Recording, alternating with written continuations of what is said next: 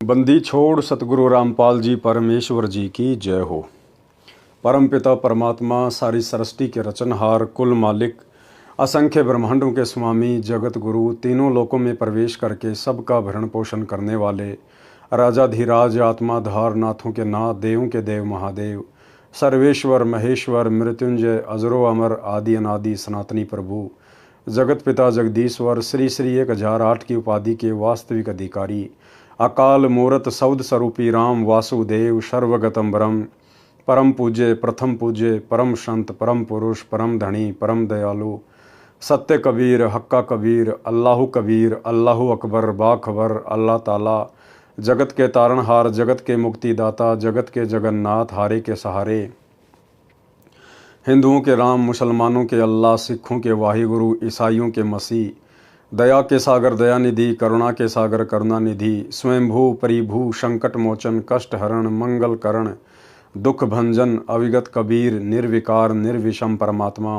अलय अलेख सतगुरु आदि अनादि सतगुरु असली मर्यादा पुरुषोत्तम असली राम असली कृष्ण असली घनश्याम असली मुरारी राजाओं के राजा महाराजाओं के महाराजा शहंशाहों के शहंशाह सम्राटों के सम्राट भगवानों के भगवान अल्लाहों के अल्लाह प्रभुओं के प्रभु मसीहाओं के मसीह सच्चे वाहिगुरु बाबाओं के बाबा पीरों के पीर सेठों के सेठ जगत सेठ सावड़सा सेठ सर्वगुण संपन्न अनंत कोटि कलाओं के स्वामी अनंत कोटि ब्रह्मांडों के नायक योगियों में महायोगी ध्यानियों में महाध्यानी सिद्धों में परम सिद्ध ज्ञानियों में तत्व ज्ञानी ब्रह्म ज्ञानी महाज्ञानी परम ज्ञानी सर्वश्रेष्ठ ज्ञानी विज्ञानी युवा कबीर समरथ कबीर असमवात अमित ओझा सच्चे रहनुमा करीम अल्लाह सुभान अल्लाह दुनिया के अंतिम पैगंबर 8 सितंबर 1951 से गांव धनाना जिला सोनीपत हरियाणा भारतवर्ष की पावन भूमि पर प्रकट रियल कल की भगवान श्री नारायण साकार हरि श्री बाबा साहिब शब्द स्वरूपी राम संत श्रोमणी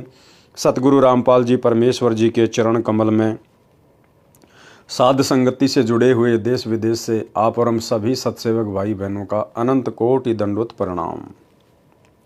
सत्साई भाई और बहनों, दया पूज्य गुरुदेव भगवान की सतगुरु रामपाल जी परमेश्वर जी की जिनके विशेष आशीर्वाद से शुभ आशीर्वाद से आप और हम सभी सत्सेवक आत्माएं साध संगति से जुड़कर अपनी आत्मा के कल्याणार्थ हेतु गुरुदेव के तत्व ज्ञान को आधार बनाकर मोक्ष के लिए निरंतर भक्ति मार्ग पर आगे की ओर बढ़ रहे हैं।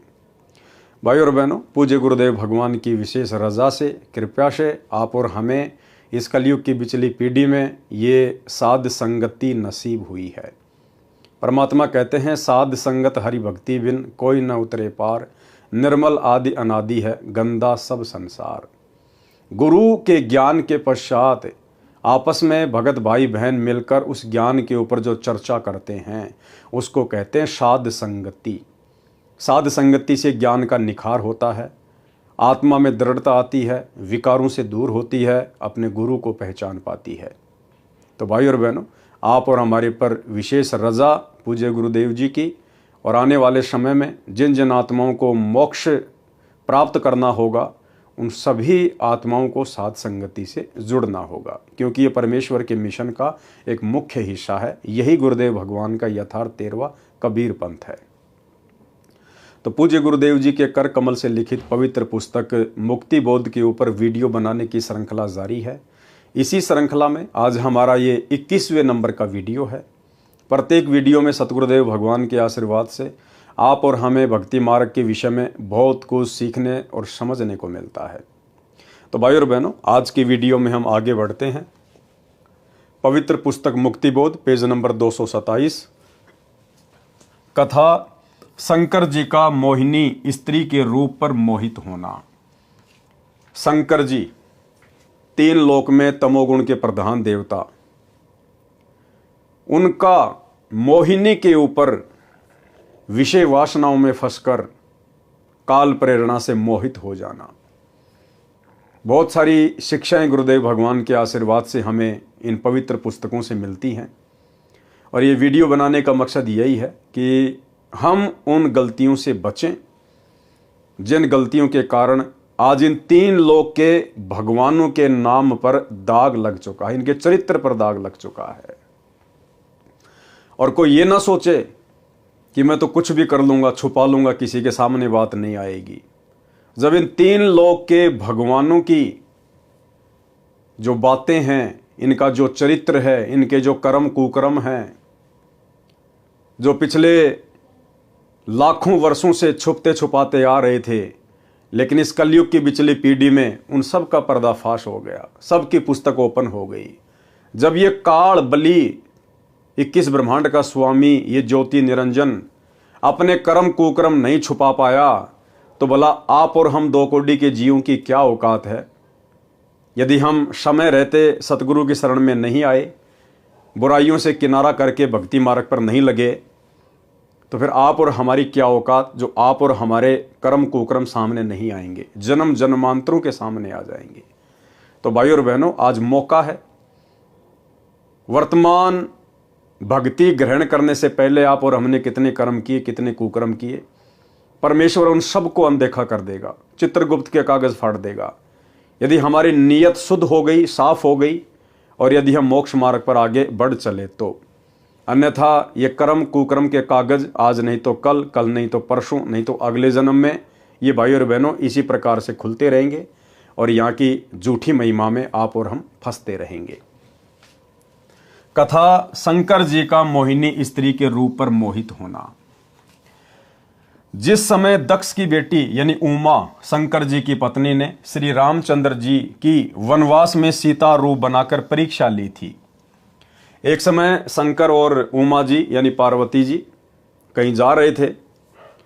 उसी समय पृथ्वी लोक पर श्री विष्णु भगवान रामचंद्र अवतार रूप में आए हुए थे। उनको 14 साल का वनवास प्राप्त था। उसी समय रावण उनकी पत्नी को उठाकर ले गया, उनका हरण करके ले गया। श्री रामचंद्र जी हैं तो ये भी जीव संज्ञा में ही अपनी पत्नी के वियोग में विलाप कर रहे थे, बुरी तरह से रो रहे थे, पेड़ों से लिपट लिपट कर पूछ रहे थे, हिरणों से लिपट लिपट कर पूछ रहे थे, मेरी सीता कहाँ है, मेरी सीता कहाँ है। ऊपर से श्री शंकर जी ने उनको प्रणाम किया शीश झुकाकर। तो पार्वती ने कहा कि हे भगवान, आप किसको नमन कर रहे हैं। तो शंकर जी ने कहा कि नीचे भगवान विष्णु जो रामचंद्र रूप में आए हुए हैं उनको नमन कर रहा हूं। तो पार्वती जी को अपने पति की उस बात पर यकीन नहीं हुआ। बोला ये नहीं हो सकता, ये भगवान विष्णु कैसे हो सकता है, नहीं हो सकता, मैं नहीं मानती और मैं तो इसकी परीक्षा लूंगी। तो श्री शंकर जी ने मना कर दिया था कि पार्वती तू परीक्षा मत लेना। पार्वती ने कहा था मैं सीता रूप बना के परीक्षा लूंगी। तो शंकर जी ने कहा था कि सीता मेरी माता तुल्य है, मेरी भाभी है, और यदि तूने उनका रूप बनाकर परीक्षा ले ली तो तू मेरी माता तुल्य हो जाएगी, ये गलती मत करना। लेकिन काल ने तो भाई और बहनों झगड़े करवाने से मतलब है। कुछ समय के उपरांत पीछे से पार्वती ने सीता रूप बनाया, श्री रामचंद्र जी के समक्ष जा खड़ी हुई। जिस समय दक्ष की बेटी यानी उमा शंकर जी की पत्नी ने श्री रामचंद्र जी की वनवास में सीता रूप बनाकर परीक्षा ली थी, श्री शिव जी ने ऐसा न करने को कहकर घर से बाहर चले गए थे। सीता जी का अपहरण होने के पश्चात श्री राम जी अपनी पत्नी के वियोग में विलाप कर रहे थे यानी रो रहे थे।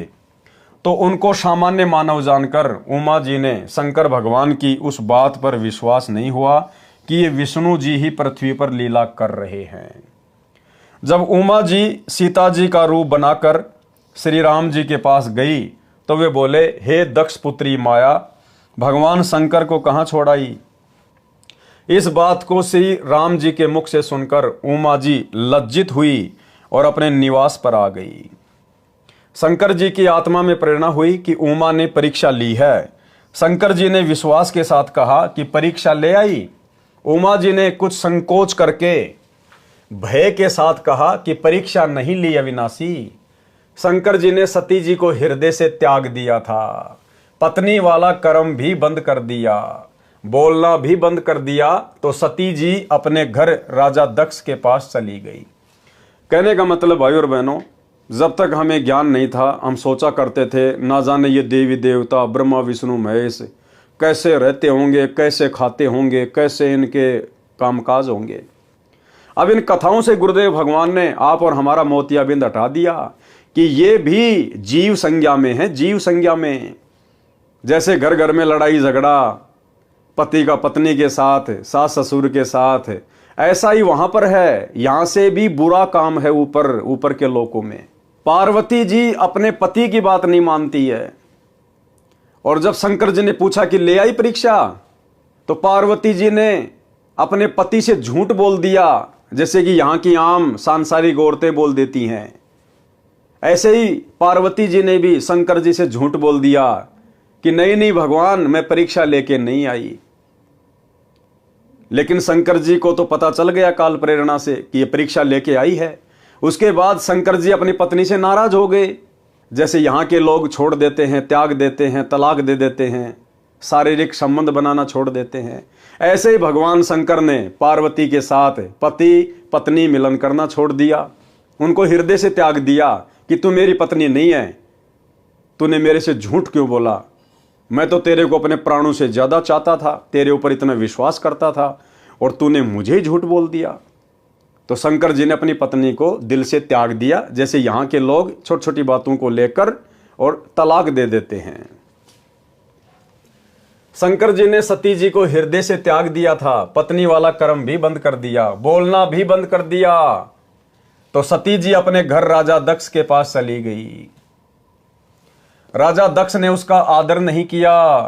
अब पार्वती का पिता राजा दक्ष, वो पहले से ही उससे नाराज था, क्योंकि पार्वती ने अपनी मर्जी से शंकर जी के साथ में लव मैरिज की थी। लव मैरिज जैसे यहाँ की लड़कियां कर लेती हैं माता पिता की रजामंदी के विरुद्ध, ऐसे ही पार्वती जी ने शंकर जी के साथ शादी कर ली थी। इस बात से राजा दक्ष अपनी पुत्री से नाराज चल रहा था। तो सेम टू सेम भाई और बहनों, वही रामायण, वही बातें, घर घर में लड़ाई झगड़ा, मन मुटाव, राग द्वेष, ईर्ष्या, यहां से कहीं ज्यादा गंदगी ऊपर के लोकों में है, जिसको हम सुरक कहते हैं। राजा दक्ष ने उसका आदर नहीं किया, क्योंकि उसने शिव जी के साथ विवाह पिता की इच्छा के विरुद्ध किया था। राजा दक्ष ने हवन कर रखा था, हवन कुंड में छलांग लगाकर सती जी ने प्राणांत कर दिया था। अब जिस समय पार्वती यानी सती अपने पिता राजा दक्ष के घर पे गई शंकर जी से नाराज होके, उधर मनमाना आचरण करते हुए शास्त्रों के विरुद्ध हवन यज्ञ शुरू करवा रखा था।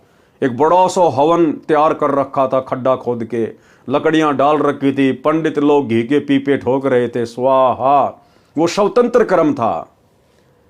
और नाराज होकर सती उसी में छलांग मार गई कि मैं करवाती हूं तेरा यज्ञ पूर्ण। वही सारी की सारी बातें, ये मनमाना आचरण होता है भाई और बहनों। अगर उस समय राजा दक्ष शास्त्रों के विरुद्ध मनमाना आचरण नहीं कर रहा होता, आप और हम भगत भाई बहनों की तरह यदि उसको तत्व ज्ञान प्राप्त होता, कोई पूर्ण सतगुरु मार्गदर्शक के रूप में प्राप्त होता, तो वो भी जैसे आप और हम प्रतिदिन हवन करते हैं एक दीपक खड़ी बत्ती वाला, उसी प्रकार से करता। उस हवन कुंड वाले यज्ञ से तो लाखों गुना ज्यादा उत्तम उसको लाभ मिलता, और ना उसकी बेटी सती उसमें छलांग मार के मरती। परंतु स्वतंत्र कर्म इस काल में हमारे पीछे लगा रखे हैं 25%, यानी काल ने हमारे को 25% स्वतंत्र कर्मों की छूट दे रखी है कि तुम अपने कर्म बना भी सकते हो और बिगाड़ भी सकते हो।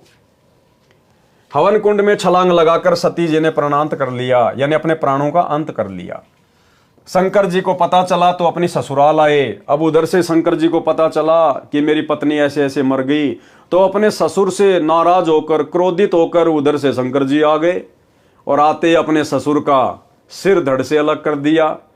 अब बताओ, इन बातों को लेकर यहां का पृथ्वी लोक का मनुष्य भी इतनी जल्दी अपना आपा नहीं खोता, इतना गुस्से में नहीं होता जितना कि भगवान शंकर हो गए।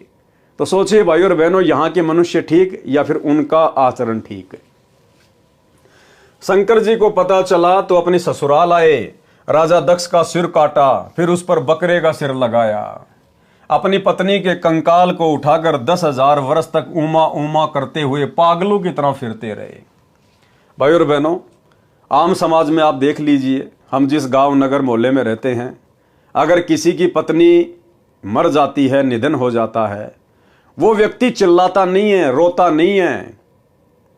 और यहां भगवान शंकर जिनकी भक्ति करके हम मोह माया से दूर होना चाहते हैं, मोक्ष प्राप्त करना चाहते हैं, ये स्वयं काल प्रेरणा से मोह माया में किस कदर लिपटे हुए हैं।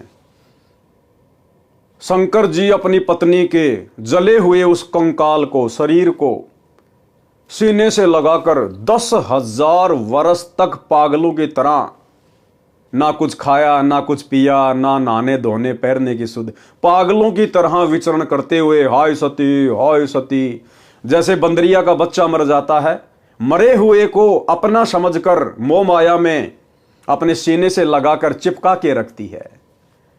तो इसी प्रकार भगवान शंकर की हालत थी।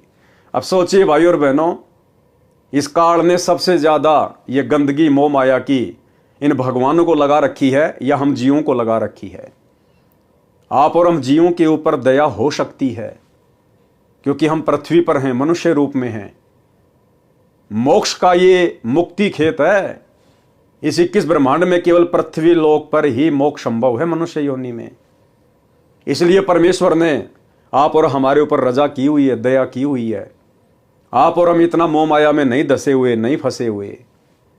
आप और हम थोड़ा बहुत बुद्धि विवेक का इस्तेमाल कर लेते हैं, हमें समझाने वाले लाख लोग मिल जाते हैं, लेकिन वहां ऐसा नहीं है।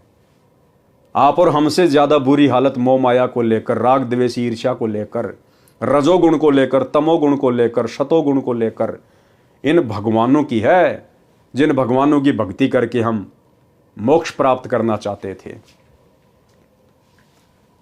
अपनी पत्नी के कंकाल को उठाकर 10,000 वर्ष तक ऊमा ऊमा करते हुए पागलों की तरह फिरते रहे। एक दिन भगवान विष्णु जी ने सुदर्शन चक्र से उस कंकाल को टुकड़े टुकड़े कर दिया। किसने? भगवान विष्णु ने। रियल भगवान विष्णु, कबीर परमात्मा सतगुरु रामपाल जी ने। उस विष्णु ने नहीं, त्रिलोकीय विष्णु ने नहीं, लक्ष्मी के पति ने नहीं। रियल में विष्णु कौन है? अग्ने तनुर असी, विष्णवे तवा सोमस्य तनुर असी, कबीर अंगारी असी, बम्बहारी असी, सवर ज्योति रित धामा असी। जो तीनों लोकों में प्रवेश करके सबका पालन पोषण करता है, वो है असली विष्णु। तो सतगुरु रामपाल जी परमेश्वर जी ने, इस कबीर परमात्मा ने विष्णु का रूप धारण करके और उस कंकाल के टुकड़े टुकड़े किए। 52 टुकड़े हो गए जो कहीं कहीं पर गिरे। कितने टुकड़े हुए? 52। जहां पर धड़ गिरा वहां पर वैष्णो देवी मंदिर बना, जहां पर आंखें गिरी वहां पर नैना देवी मंदिर बना, जहां पर जीभ गिरी वहां पर ज्वाला जी का मंदिर बना तथा पर्वत से अग्नि की लपट निकलने लगी। इस प्रकार 52 स्थानों पर यादगार के लिए मंदिर बनाए गए, जो 52 द्वारे कहे जाते हैं। अब देखो भाई और बहनों, दोनों शक्तियां परस्पर बराबर अपना काम करती हैं, काल और दयाल। काल का भी सहयोग होता है हर घटना में, और सूक्ष्म रूप में इस कबीर परमात्मा सतगुरु रामपाल जी भगवान का भी उसमें सहयोग होता है। भाई और बहनों, काल ने तो यह सोचकर इस घटना को अंजाम दिलवाया था कि मैं अपने पुत्र विष्णु में प्रेरणा करके और उस सती के कंकाल के टुकड़े करवा के 52 जगह पे अलग अलग फिकवा दूंगा और अलग अलग वहां पे द्वारे बनवा दूंगा, पूजा स्थल बनवा दूंगा, यादगारें बनवा दूंगा, और मैं इन दुनिया वालों को इस पाखंड पूजा में उलझा दूंगा। कोई वैष्णो देवी जाएगा, कोई नैना देवी जाएगा, कोई कहीं जाएगा, और ये दुनिया इस पाखंड पूजा में इस कदर उलझी रहेगी कि जब वो पूर्ण परमात्मा आएगा इस पृथ्वी पर कलयुग की पिछली पीढ़ी में, तो कोई भी उसकी बात को ना माने और ये दुनिया इन पाखंडों वाली जगहों पर धक्के खाते रहे। तो काल ने तो आप और हम जीव आत्माओं को भक्ति से भटकाने के लिए, शास्त्र विरुद्ध साधना में लगाकर हमारे कर्म फुड़वाने के लिए इस प्रकार की ये लीला की। लेकिन ये मालिक दयालु है, विष्णु का रूप बना के ये आ गए और इन्होंने कर दिए टुकड़े। अब इनकी क्या लीला थी उसके पीछे? इनकी लीला ये थी कि जब तक वो कलयुग की बिचली पीढ़ी वाला समय नहीं आता है, तब तक इन आत्माओं को किसी भी तरह से भक्ति से जोड़ के रखना है, क्योंकि वो समय नहीं था। सतयुग त्रेता द्वापर वो मोक्ष प्राप्ति का समय नहीं था। तो परमात्मा ने आप और हम आत्माओं को किसी भी तरह से धार्मिकता से जोड़ के रखना था। तो इसमें परमात्मा की भी रजामंदी थी कि इन यादगारों पर ये आते रहेंगे, जाते रहेंगे, कोई साधु संत इनको मिलेगा, यानी परमात्मा खुद ही साधु संत रूप में वहां आएंगे, आत्माओं को मिलेंगे, ज्ञान समझाएंगे, अपनी शरण में लेते रहेंगे, बैटरी चार्ज करते रहेंगे, मनुष्य जन्म देते रहेंगे। इसलिए तो परमेश्वर अपनी वाणी में कहते हैं कि मेले खेले जाइए और मेले बड़ा मिलाप है। भाई पत्थर पानी पूजते कोई साधु संत मिल जाते। कि जब तक आपको पूर्ण सतगुरु की प्राप्ति नहीं होती है, जब तक आपको पूर्ण परमात्मा नहीं मिलता है गुरु रूप में, तब तक आप इन तीर्थ स्थानों पर जाते रहिए, मेले वगैरह में जाते रहिए, जहां पर भी धार्मिक आयोजन होते हैं। ना जाने कोई साधु संत आपको मिल जाए, कोई भगत भाई आपको पुस्तक बांटता हुआ मिल जाए, कोई आपको पैम्पलेट बांटता हुआ मिल जाए और ये ज्ञान आपके कानों में पड़ जाए। तो भाइयों और बहनों, इस प्रकार से इन दोनों शक्तियों का खेल जब से 21 ब्रह्मांड की रचना हुई है तब से इसी प्रकार चल रहा है। काल हमें उलझाता है और सतगुरु हमें उसी की चाल से अपना दाव खेलकर सुलझाता है। इस प्रकार 52 स्थानों पर यादगार के लिए मंदिर बनाए गए जो 52 द्वारे कहे जाते हैं। तब शंकर जी सचेत हुए तथा अपनी दुर्गति का कारण कामदेव यानी सेक्स को माना। फिर शंकर भगवान को चेतना आई कि 10,000 साल तक मेरी ऐसी पागलों जैसी हालत क्यों हुई, इस काम वासना के कारण। अगर मैं तपस्या करके साधना करके कामदेव के ऊपर विजय प्राप्त कर लूं तो ना रहेगा बांस, ना बजेगी बांसुरी, मैं परेशान नहीं रहूंगा। फिर कामदेव वश हो जाए तो न स्त्री की आवश्यकता हो और न ऐसी परेशानी हो। यह विचार करके हजारों वर्ष सेक्स का दमन करने के मकसद से तप किया। भैया ये तप से तो और ज्यादा भड़कती है, तड़प से तो ये काम वासना और ज्यादा भड़कती है। एक दिन कामदेव उनके निकट आया और शंकर जी की दृष्टि से भस्म हो गया। अब ये काल का भयंकर जाल, काल ने कामदेव का रूप बनाया, शंकर जी के सामने प्रकट हुआ, शंकर जी के द्वारा आंखें खोलते ही वो भस्म हो गया। शंकर जी को अभिमान हो गया, घमंड हो गया कि मैंने कामदेव को भस्म कर दिया, मैंने विषय वासनाओं पर विजय प्राप्त कर ली। शंकर जी को अपनी सफलता पर असीम प्रसन्नता हुई।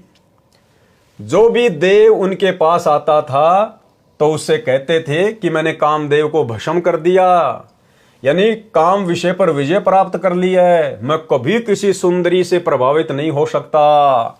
अन्य जो विवाह किए हुए हैं वे ऊपर से सुखी नजर आते हैं, अंदर से महादुखी रहते हैं। उनको सदा अपनी पत्नी की रखवाली, समय पर घर पर न आने से डांटे खाना आदि आदि परेशानियां सदा बनी रहती है। मैंने ये दुख निकट से देखा है। अब न रहेगा बांस, न बजेगी बांसुरी। क्या कह रहे हैं भगवान शंकर, जिनको हम भगवान मानते हैं, परमात्मा मानते हैं? क्या कह रहे हैं कि मेरे साथ ये घटनाएं घट चुकी है। जब मैं घर पर समय पर नहीं जाता था, लेट सेट हो जाता था, तो पार्वती मुझे डांट मारा करती थी, मुझे डांटा करती थी। कहां था, क्यों नहीं आया 2 दिन, इतना लेट क्यों हो गया, क्या मजाक बना रखा है। जैसे हम यहां पर लड़ाई झगड़े कर लेते हैं आपस में पति पत्नी। देखो खुद कह रहे हैं, क्या कहा, अंदर से मां दुखी रहते हैं, उनको सदा अपनी पत्नी की रखवाली करनी पड़ती है और समय पर घर पर न आने से डांटे खाना आदि आदि परेशानियां सदा बनी रहती है। और क्या कह रहे भगवान शंकर, मैंने ये दुख निकट से देखा है, यानी मैंने भोगा है ये सब कुछ, मैंने डांटे खाई है। अब न रहेगा बांस, न बजेगी बांसुरी। तो भाई और बहनों, शिक्षा हमने भी लेनी है और शिक्षा ये है कि भगवान शंकर ने तप किया, बहुत अच्छी बात है, लेकिन अभिमान नहीं होना चाहिए। लेकिन शास्त्र विरुद्ध साधना करने वाले तपस्वी को, साधक को अभिमान हुए बिना रहता नहीं, क्योंकि उसको तत्व ज्ञान प्राप्त नहीं होता है, उसको भक्ति की ज्ञान की जड़ का पता नहीं होता है और वो अहंकार में फूल जाता है। तो वैसे तो आप और हम सभी सत्सेवक भाई बहनों के साथ ऐसा नहीं होगा, क्योंकि गुरुदेव भगवान ने हमें तत्व ज्ञान दिया है, हमें आदि और अंत की जानकारी दे दी है। फिर भी जानकारी होना बहुत जरूरी है, क्योंकि वर्तमान में परमेश्वर ने साथ संगति से जोड़कर ये विशेष रजा, विशेष मेहर, विषय वासनाओं से दूर करने की आप और हम चंद आत्माओं के ऊपर बख्शी है। हम सत्सेवक भाई बहनों के संबंध आपस में जो पहले पति पत्नी के थे, अब भाई बहन में तब्दील होते जा रहे, ज्ञान आधार से, एक दूसरे की रजामंदी से। तो हमारे मन में किसी भी प्रकार का अहंकार ना आ जाए। अगर अंश मात्र भी अहंकार आ गया मन में भी कि मैंने विषय वासनाओं पर विजय प्राप्त कर ली, मन में बहुत ज्यादा प्रसन्नता हो रही है। हाँ, इस बात को लेकर तो प्रसन्नता हो सकती है कि भगवान आपने दया बख्शी, गुरुदेव, हे मालिक मेरा पीछा छुड़वा दिया परमात्मा। पहले मैं बहुत दुखी रहता था मालिक, गंदगी अंदर भरी रहती थी, भक्ति सही से नहीं हो पा रही थी, मेरे भाव नहीं बन पा रहे थे परमात्मा। और जब से आपने दया बख्शी है पूज्य गुरुदेव, हे मालिक मुझे असीम प्रसन्नता है मालिक, मेरी बहुत अच्छी भक्ति चल रही है आपके आशीर्वाद से। यानी बीच में हमने परमात्मा को ही रखना है, क्योंकि गुरुदेव भगवान के आशीर्वाद बिना, इस सत भक्ति बिना, इस पूर्ण परमात्मा सतगुरु रामपाल जी भगवान के आशीर्वाद बिना, इनकी दया दृष्टि कृपा दृष्टि बिना, भाई और बहनों, इस विषय वासना के ऊपर कोई कंट्रोल कर लेगा, इस 21 ब्रह्मांड में कोई सोच भी नहीं सकता। शंकर जी का उदाहरण आप लोगों के सामने है, तो फिर आप और हम हैं क्या शंकर जी के सामने, जब उनको काल ने ठग लिया और आज हमें परमात्मा सहज में सफलता दिला रहे हैं। तो ये सफलता आप और हमारी किसी उपलब्धि का नतीजा नहीं है ना, गुरुदेव भगवान का आशीर्वाद है, परमात्मा ने रजा बख्शी है, परमात्मा ने कंट्रोल किया है। हम जीव हैं, हम कुछ नहीं कर सकते, हम तो रिमोट से चलने वाले प्राणी हैं। रिमोट अगर काल के हाथ लग गया तो वो डांस कराएगा, रिमोट अगर सतगुरु के हाथ में आ गया तो ये सतभक्ति करवाएगा। तो अगर हम किसी भी प्रकार की विषय वासनाओं से, बुराइयों से दूर हो रहे हैं, हमारे अंदर जो मलिनता, जो मैल जमा था, यदि वो धीरे धीरे हट रहा है, साफ हो रहा है, तो इसमें आप और हमारा कोई श्रेय नहीं है। सौपन में भी मत सोच लेना कभी कि मैं तो सुबह 4 बजे उठ के भक्ति करता हूँ, मंत्र करता हूँ, आरती करता हूँ, मैं तो हर प्रकार से मर्यादा में हूँ, इसलिए मैं कंट्रोल कर पा रहा हूँ। नहीं भैया, आप चाहे लाख माला करते हो रोजाना, आप चाहे रात को 12 बजे अपना नित्य नियम पूरा कर लेते हो, उसके बावजूद भी आपकी अपनी कोई उपलब्धि नहीं है, आपका कोई श्रेय नहीं है। ये तो सतगुरु जिस पे दया करेगा वही आत्मा इन विषय विकारों से दूर हो सकती है।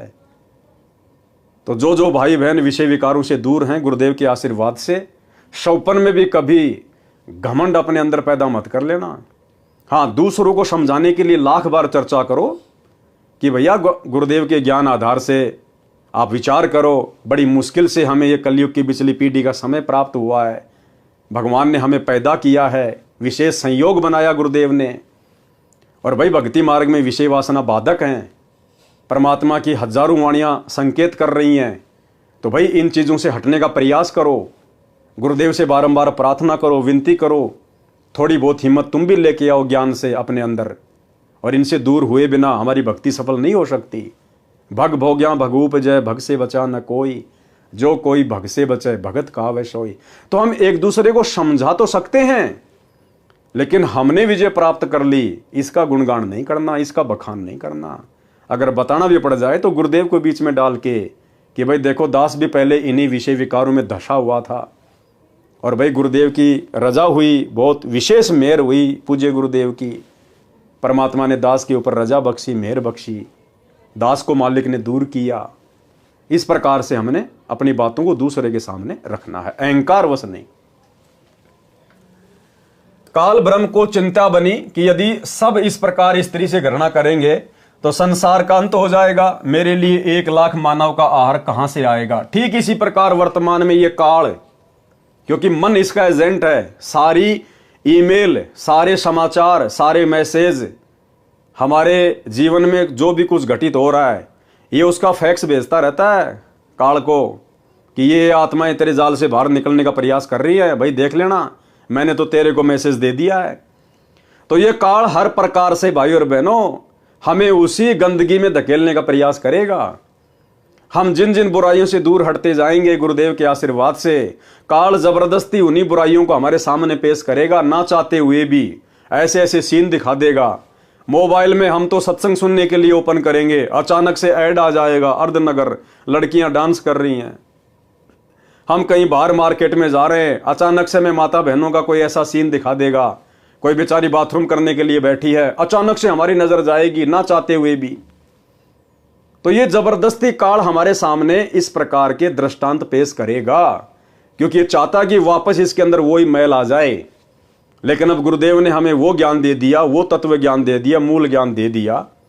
पहली नजर तो हमारी कहीं भी जा सकती है, उसमें हमारा दोष नहीं है।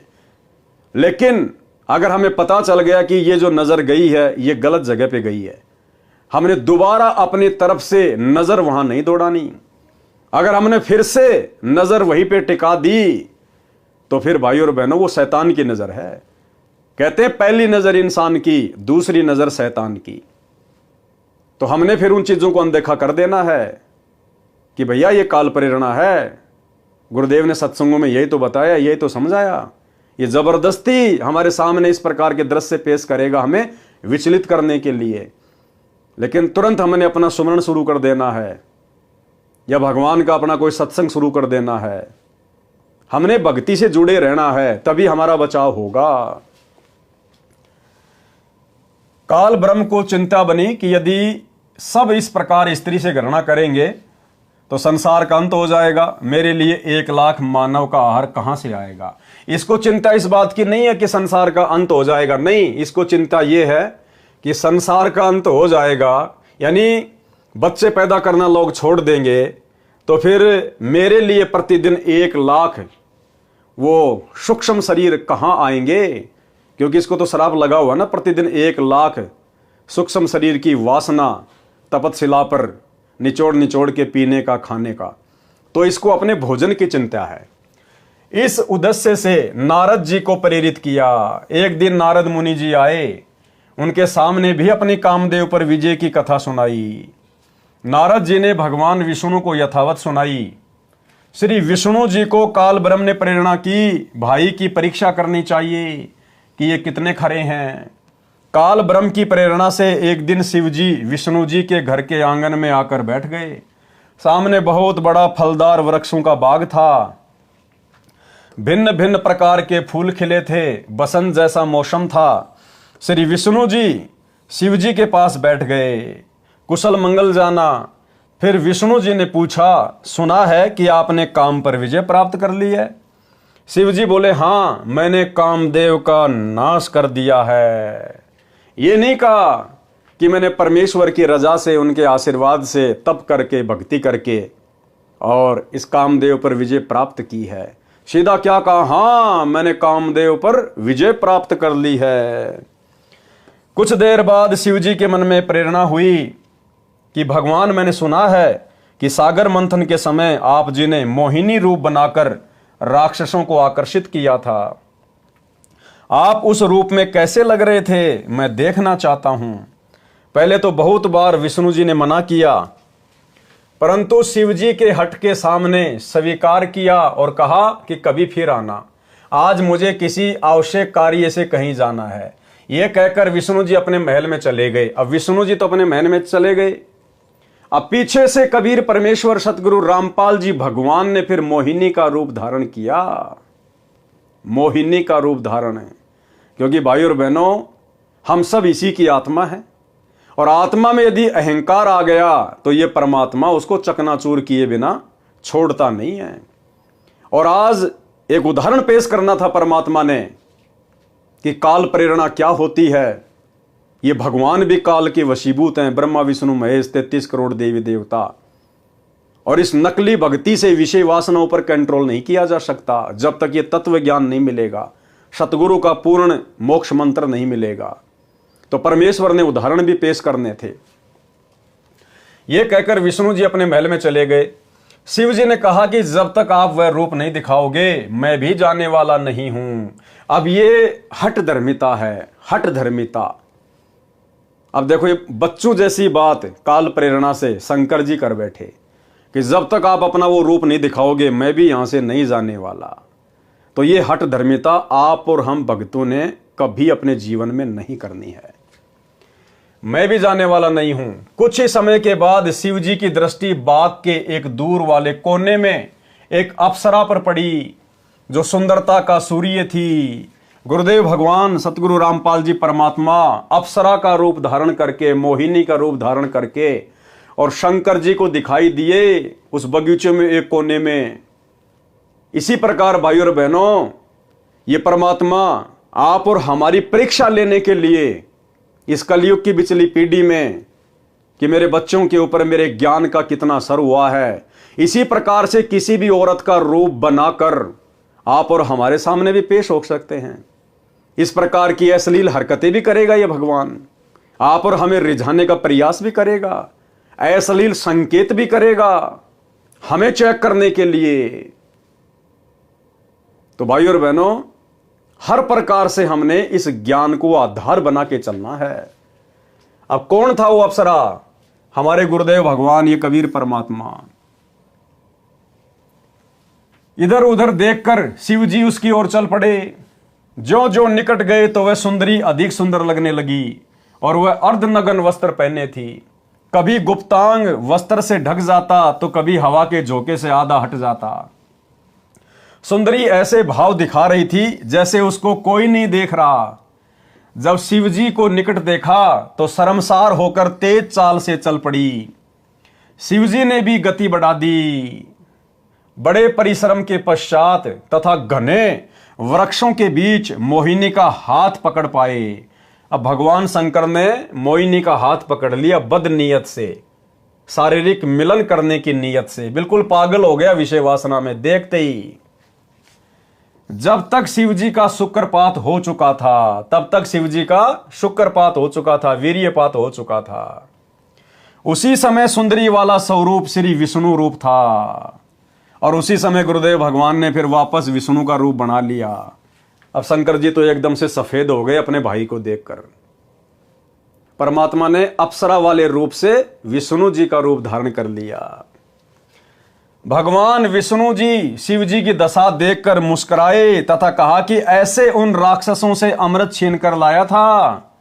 वे राक्षस ऐसे मोहित हुए थे जैसे मेरा छोटा भाई कामजीत, यानी जिसने काम पर विजय प्राप्त कर ली थी, अब काम पराजित हो गया है। तो सोचो भाइयों और बहनों, हमारे सामने भी परमात्मा परीक्षा के लिए इस प्रकार के दृश्य बना के उपस्थित हो सकता है। और यदि हम भगत भाई बहनों ने यदि नादानी दिखा दी, ज्ञान को आधार नहीं बनाया, भले ही हमने हाथ नहीं पकड़ा, यदि हमारे अंदर भी आ गया कि ये लड़की देखो कितनी सुंदर है और ये इशारे कर रही है, और यदि हम उसकी उन सभी अदाओं को देखकर अंदर से पिघल गए, विषय वासनाओं के लिए तैयार हो गए, भले हमने कुछ किया नहीं, लेकिन अगर मन ही मन में अगर इस प्रकार के भाव हमने पैदा कर लिए कि बड़ी सुंदर लड़की है, आज तो दाव लग गया भाई, उसी समय हम भक्ति मार्ग से आउट। क्योंकि ये भक्ति मन कर्म वचन की है, मन कर्म वचन, उसी समय हम फैल।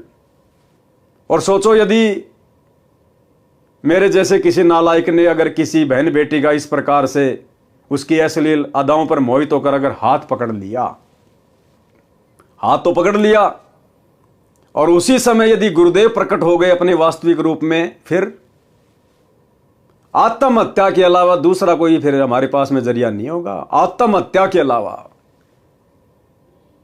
क्योंकि फिर जी नहीं पाएंगे, इस शरीर से मोक्ष नहीं हो पाएगा। फिर अर्जुन सर्जुन के चराएं, चाहे कितना रोलें, कितना धोलें, कितने आंसू बहालें, कितनी मिन्नत कर लें, फिर हमारा इस जन्म में मोक्ष नहीं है।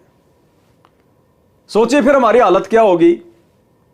बदनीयत से मैंने हाथ पकड़ा, उसी समय गुरुदेव प्रकट हो गए उस लड़की के रूप में। अब सोचिए मैं कैसे नजर मिला पाऊंगा उस परमात्मा से जब तक जीऊंगा तब तक, ये जन्म मेरा बर्बाद। तो भाइयों और बहनों, कुछ भी हो, कैसी भी परिस्थिति हो, ये संदेशा हम सब के लिए है। दास कोई आदेश नहीं दे रहा, दास तो आपको दिखा रहा है। परमात्मा यही तो चाहते हैं कि मेरे बच्चे इन पुस्तकों से निष्कर्ष निकालें, और अगर इस प्रकार की नौबत भी यदि काल पैदा कर दे या सतगुरु भगत की परीक्षा के लिए पैदा कर दे, तो भगत ने नीची गर्दन कर लेनी है, अपना सुमरण शुरू कर देना है।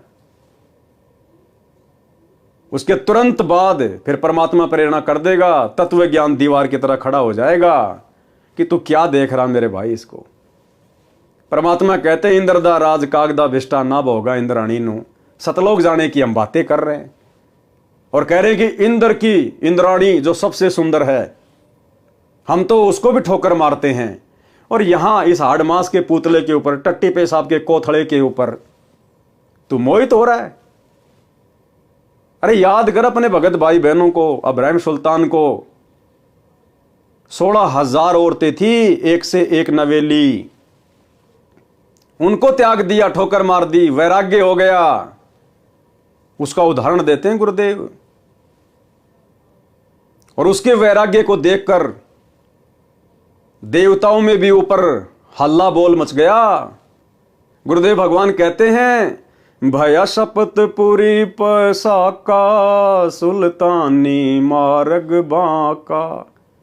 ऊपर शाका मच गया देवताओं में कि भैया इब्राहिम सुल्तान का मार्ग टेढ़ा है, इतना वैराग्य इतना त्याग भाई नहीं कर सकते।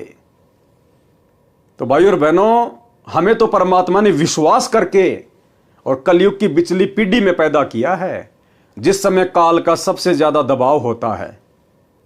तो सोचिए, हमने तो इब्राहिम सुल्तान जो पूर्व में हमारे गुरु भाई रह चुके हैं, हमने तो उन आत्माओं से भी अधिक दृढ़ता दिखानी पड़ेगी इस मार्ग पर, दृढ़ता। और भी कुछ नहीं कर सकते। और यदि ऐसा कोई धर्म संकट वाला समय आ जाए तो नीची गर्दन करके आगे बढ़ जाओ, अपने गुरुजी को याद करते हुए। 2-4-5 मिनट के बाद गुरुजी संभाल लेंगे, वापस वो काल प्रेरणा फिर धीरे धीरे समाप्त हो जाएगी। और अचानक से ये काल प्रेरणा उन्हीं आत्माओं में होती है जो अभी भक्ति पे पूरी तरह से दृढ़ नहीं है। वो इतने सुमरण नहीं कर पाते, इतनी भक्ति नहीं कर पाते जितनी परमात्मा हमसे करवाना चाहते हैं, क्योंकि भक्ति से ही सब कुछ होगा। परमात्मा कहते हैं जप तप संयम साधना सब सुमरण के माही, और कबीरा जाने राम जन सुमरण कछु नाही। तो भक्ति से ही धीरे धीरे हर प्रकार की बुराइयों के ऊपर परमात्मा विजय प्राप्त करवाएगा। तो कहने का मतलब है हमने अलर्ट रहना है, अलर्ट। भगवान विष्णु जी शिव जी की दशा देखकर मुस्कुराए तथा कहा कि ऐसे उन राक्षसों से अमृत छीन कर लाया था। वे राक्षस ऐसे मोहित हुए थे जैसे मेरा छोटा भाई कामजीत अब काम पराजित हो गया। शिव जी ने उसके पश्चात हिमालय राजा की बेटी पार्वती से अंतिम बार विवाह किया। पार्वती वाली आत्मा वही है जो सती जी थी। पार्वती रूप में अमरनाथ स्थान पर अमर मंत्र शिवजी से प्राप्त करके कुछ समय के लिए अमर हुई। इस प्रकार वाणी में कहा है कि शंकर जी की समाधि तो अडिग यानी न डिगने वाली थी, जैसा पौराणिक मानते हैं। वह भी मोहे गए यानी काल के द्वारा छले गए, माया के वश हो गए। वाणी नंबर 140 में बताया है कि भगवान शिव की पत्नी पार्वती तीनों लोकों में सबसे सुंदर स्त्रियों में से एक है। शिव राजा ऐसी सुंदर पत्नी को छोड़कर मोहिनी स्त्री के पीछे चल पड़े। पहले 88,000 वर्ष तप किया, फिर लाख वर्ष तक तप किया सेक्स पर विजय पाने के लिए, और भ्रम भी था कि मैंने काम जीत लिया, लेकिन फिर हार गया। पारक के अंक की वाणी नंबर 145। ग्रीब कृष्ण गोपी का भोग कर फेर जति कहलाया, या की गति पाई नहीं ऐसे त्रिभुवन राया। सरलार्थ, श्री कृष्ण जी के विषय में श्रीमद् भागवत सुधा सागर में प्रमाण है कि श्री कृष्ण मथुरा वृंदावन की गोपियों यानी गोपों की स्त्रियों के साथ संभोग यानी सेक्स किया करते थे। वे फिर भी जति कहलाए। जति कौन होता है? अपनी स्त्री के अतिरिक्त अन्य की स्त्री से कभी संभोग न करने वाला या पूर्ण रूप से ब्रह्मचारी को जति कहते हैं। उसका भेद ही नहीं पाया। ऐसे ये 3 लोक के मालिक श्री कृष्ण के अंदर प्रवेश करके काल ब्रह्म गोपियों से सेक्स करता था। स्त्रियों को तो श्री कृष्ण नजर आता था, काल ब्रह्म सब कार्य गुप्त करता है। तो भाई और बहनों, वर्तमान में यदि इस काल ब्रह्म की ऐसी गुप्त षड्यंत्रकारी लीलाओं से कोई बच सकता है तो केवल सतगुरु का भगत क्योंकि सतगुरु के शब्द में, सतगुरु के ज्ञान में वो शक्ति है। अगर मर्यादा में रहेंगे तो ये निकट नहीं आएगा। वाणी नंबर 142 144। गरीब यो बीजक विस्तार है, मन की झाल किलोल, पुत्री ब्रह्मा देख कर हो गए डामाडोल। ब्रह्मा जी भी इसके सामने नहीं टिक पाए। गरीब दे तजी दुनिया तजी, शिव सिर मारी थाप, ऐसे ब्रह्मा पिता के काम लगाया पाप। गरीब फेर कल्प करुणा कैरी, ब्रह्मा पिता शुभान, स्वर्ग शमूल जिहान में यो मन है शैतान। यानी विचार करने की बातें हैं भाई और बहनों। यदि हम वर्तमान में इन विषय विकारों से दूर हटकर भक्ति कर पा रहे हैं तो यह कितनी बड़ी रजा है आप और हमारे ऊपर। हमें विश्वास होना चाहिए कि हम समर्थ शक्ति की शरण में हैं। जिन विषय विकारों से दूर इस काल ने भगवान शंकर को नहीं होने दिया, ब्रह्मा जी को नहीं होने दिया, विष्णु जी को नहीं होने दिया, उनकी दुर्गति रखी। आज उनके चरित्र पर दाग लगा हुआ है, पुराण भरे पड़े हैं उनकी जीवन लीला से। और आप और हम इस कलयुग की पिछली पीढ़ी में जिस समय विषय विकारों की वैसे यहां पर आग लगी हुई है, और उस आग में यदि हमें बर्फ जैसी शीतलता प्राप्त हो रही है तो हम भगतों की औकात नहीं, हम जीवों की औकात नहीं है। परमात्मा कहते हैं सिर पर साईं सत्य है, फिर तो कू क्या भय रे। ये समर्थ साई सतगुरु रामपाल जी भगवान, अगर इनका साथ आप और हमारे साथ ना हो, चाहे आप संकल्प दीक्षा में हो, चाहे आपने मंत्र दीक्षा ले रखी है, और यदि आप विषय वासनाओं से दूर होकर भाई बहन के रिश्ते कायम करके यदि आप भक्ति कर पा रहे हैं, तो भाई और बहनों ये भूल मत कर देना कि मैंने ज्ञान को समझकर या मेरे कोई पिछले संस्कार मजबूत हैं जिस कारण से मैं विषय विकारों से दूर होकर भक्ति कर रहा हूं। देखो, आप चाहे संकल्प में है चाहे नाम दीक्षा में है, परमात्मा कहते हैं जिस दिन ये आत्मा इस ज्ञान को समझकर और सतगुरु को अपना बाप मान लेती है, अपना पिता मान लेती है, अन्य आन उपासना छोड़ देती है, उसी समय ये परमात्मा उस आत्मा को काल के जाल से बाहर निकालकर अपने पाड़े में खड़ा कर लेता है, भले किसी कारण से उसको नाम दीक्षा भी प्राप्त नहीं है। तो ये नहीं सोचना चाहिए कि मैंने तो संकल्प कर रखा है, मेरे ऊपर तो गुरु जी की दया नहीं होगी। अगर गुरु जी की दया नहीं हो तो आप संकल्प ले ही नहीं सकते, और ले लिया तो आप 1 महीने से ज्यादा उसको निभा नहीं सकते। और उसके बावजूद भी यदि परमेश्वर ने हमारे ऊपर इतनी बड़ी दया कर रखी विषय वासनाओं को लेकर, अन्य नियम मर्यादाओं को लेकर, तो सतगुरु जी ने हमें अपने हाथों पे उठा रखा, हाथों पे। हाँ, अपने गलती से नीचे गिरेंगे तो भाई फिर तो देखो काल तैयार बैठा कुत्ते की तरह पिंडी पाड़ने के लिए। सरलार्थ, एक समय ब्रह्मा जी देवताओं तथा ऋषियों को वेद ज्ञान समझा रहे थे, मन तथा इंद्रियों पर संयम रखने पर जोर दे रहे थे।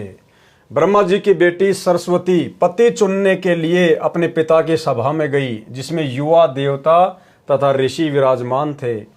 उनको आकर्षित करने के लिए सब श्रृंगार करके सज धज कर गई थी। अब देखो, ब्रह्मा जी की पुत्री का भी मनमाना आचरण, स्वतंत्र कर्म। और भाई और बहनों, कोई भी आत्मा 21 ब्रह्मांड में यदि स्वतंत्र कर्मों का नाजायज दुरुपयोग करेगी तो उसको सजा भोगनी पड़ेगी। खुद के कर्म फूटेंगे, साथ में दूसरे की फुड़वाएगी। अब यदि ब्रह्मा जी की पुत्री सरस्वती यह शास्त्र विरुद्ध मनमाना आचरण, सजना धजना, 16 प्रकार के श्रृंगार करना, पर पुरुषों को आकर्षित करने के लिए, रिझाने के लिए, अगर वो इस प्रकार से ये ढोंग पाखंड करके सभा में ना जाती तो बेचारे ब्रह्मा जी भी अपने कर्म फुड़वाने से, अपने चरित्र पर दाग लगवाने से बच जाते। लेकिन सरस्वती का मनमाना आचरण, स्वतंत्र कर्मों का नाजायज दुरुपयोग, साथ में अपने पिता की भी जग में बदनामी करवा दी। अपनी पुत्री की सुंदरता देखकर काम यानी सेक्स के वश होकर, संयम खोकर, विवेक का नाश करके अपनी बेटी से संभोग यानी सेक्स करने को उतारू हो गया था। अब बताओ, इस काल ने ब्रह्मा जी को नहीं छोड़ा, यानी इस पृथ्वी लोक की, स्वर्ग लोक की और ये पाताल लोक की सृष्टि ब्रह्मा जी से शुरू करवाई है काल ने। यानी ब्रह्मा जी को तीनों लोकों का प्रजापति कहा जाता है। अब जब यहां के प्रजापति की, ब्रह्मा जी की ये हालत है, दूसरों को उपदेश दे रहा है, वेद पढ़ा रहा है, और भरी सभा में काल प्रेरित हो गया, काम प्रेरित हो गया, और सभी देवताओं के सामने अपनी ही बेटी की पीछे से बांध भर ली सेक्स करने के लिए। तो भाई और बहनों, आप और हम 2 कोटि के जीवों को भला ये कैसे छोड़ सकता है काल। लेकिन यदि वर्तमान में हम इसकी पहुंच से दूर हैं तो इसमें हमारा कोई श्रेय नहीं है। पूज्य गुरुदेव भगवान की रजा, इनकी दया, इनकी मेहर है। ब्रह्मा पाप के भागी बने, मन तो कबीर परमात्मा की भक्ति तथा तत्व ज्ञान से काबू में आता है। मन यानी काल कैसे आता है काबू में? मन तो कबीर परमात्मा की भक्ति। तो आज हम भक्ति किसकी कर रहे हैं? अपने गुरुजी की। तो गुरुजी कौन हुए? कबीर परमात्मा। मन तो कबीर परमात्मा की भक्ति तथा तत्व ज्ञान से काबू में आता है। आज तत्व ज्ञान कौन दे रहा है? गुरुदेव भगवान। तो कौन हुए हमारे गुरुदेव? स्वयं कबीर परमात्मा। वाणी नंबर 146। गरीब बाण लगाया बालिया, प्रभास क्षेत्र के माही, सूक्ष्म देही सुरग गए, यहां कुछ बिछरिया नाही। सरलार्थ, श्री कृष्ण जी के पैर में बालिया नामक शिकारी ने तीर मारा। श्री कृष्ण जी की मृत्यु हो गई, परंतु सूक्ष्म शरीर सहित स्वर्ग चला गया। वाणी नंबर 147 से 149। गरीब दुर्वासा कोपे तहां, समझ न आई नीच, 56 कोटि यादव कटे, मची रुधिर की कींच। गरीब गुद्दड़ गर्भ बनाए कर, कीनी बहुत मजाक, डरिए साईं संत से, सुखदेव बोले साख। गरीब 10,000 पुत्र कटे, गोपी काव्यो लूटी, गणिका चढ़ी विमान में, भाव भक्ति से छूटी। अब देखो यहां परमात्मा ने हमें 2 शिक्षा दी हैं। सबसे पहली शिक्षा, हम संत बन गए, भगत बन गए, तो आप और हमने अब गुरुदेव के आशीर्वाद से अपने गुस्से पर, अपने क्रोध पर कंट्रोल करके, अगम निगम की सोच के हमने एक एक शब्द अपनी जुबान से निकालना है।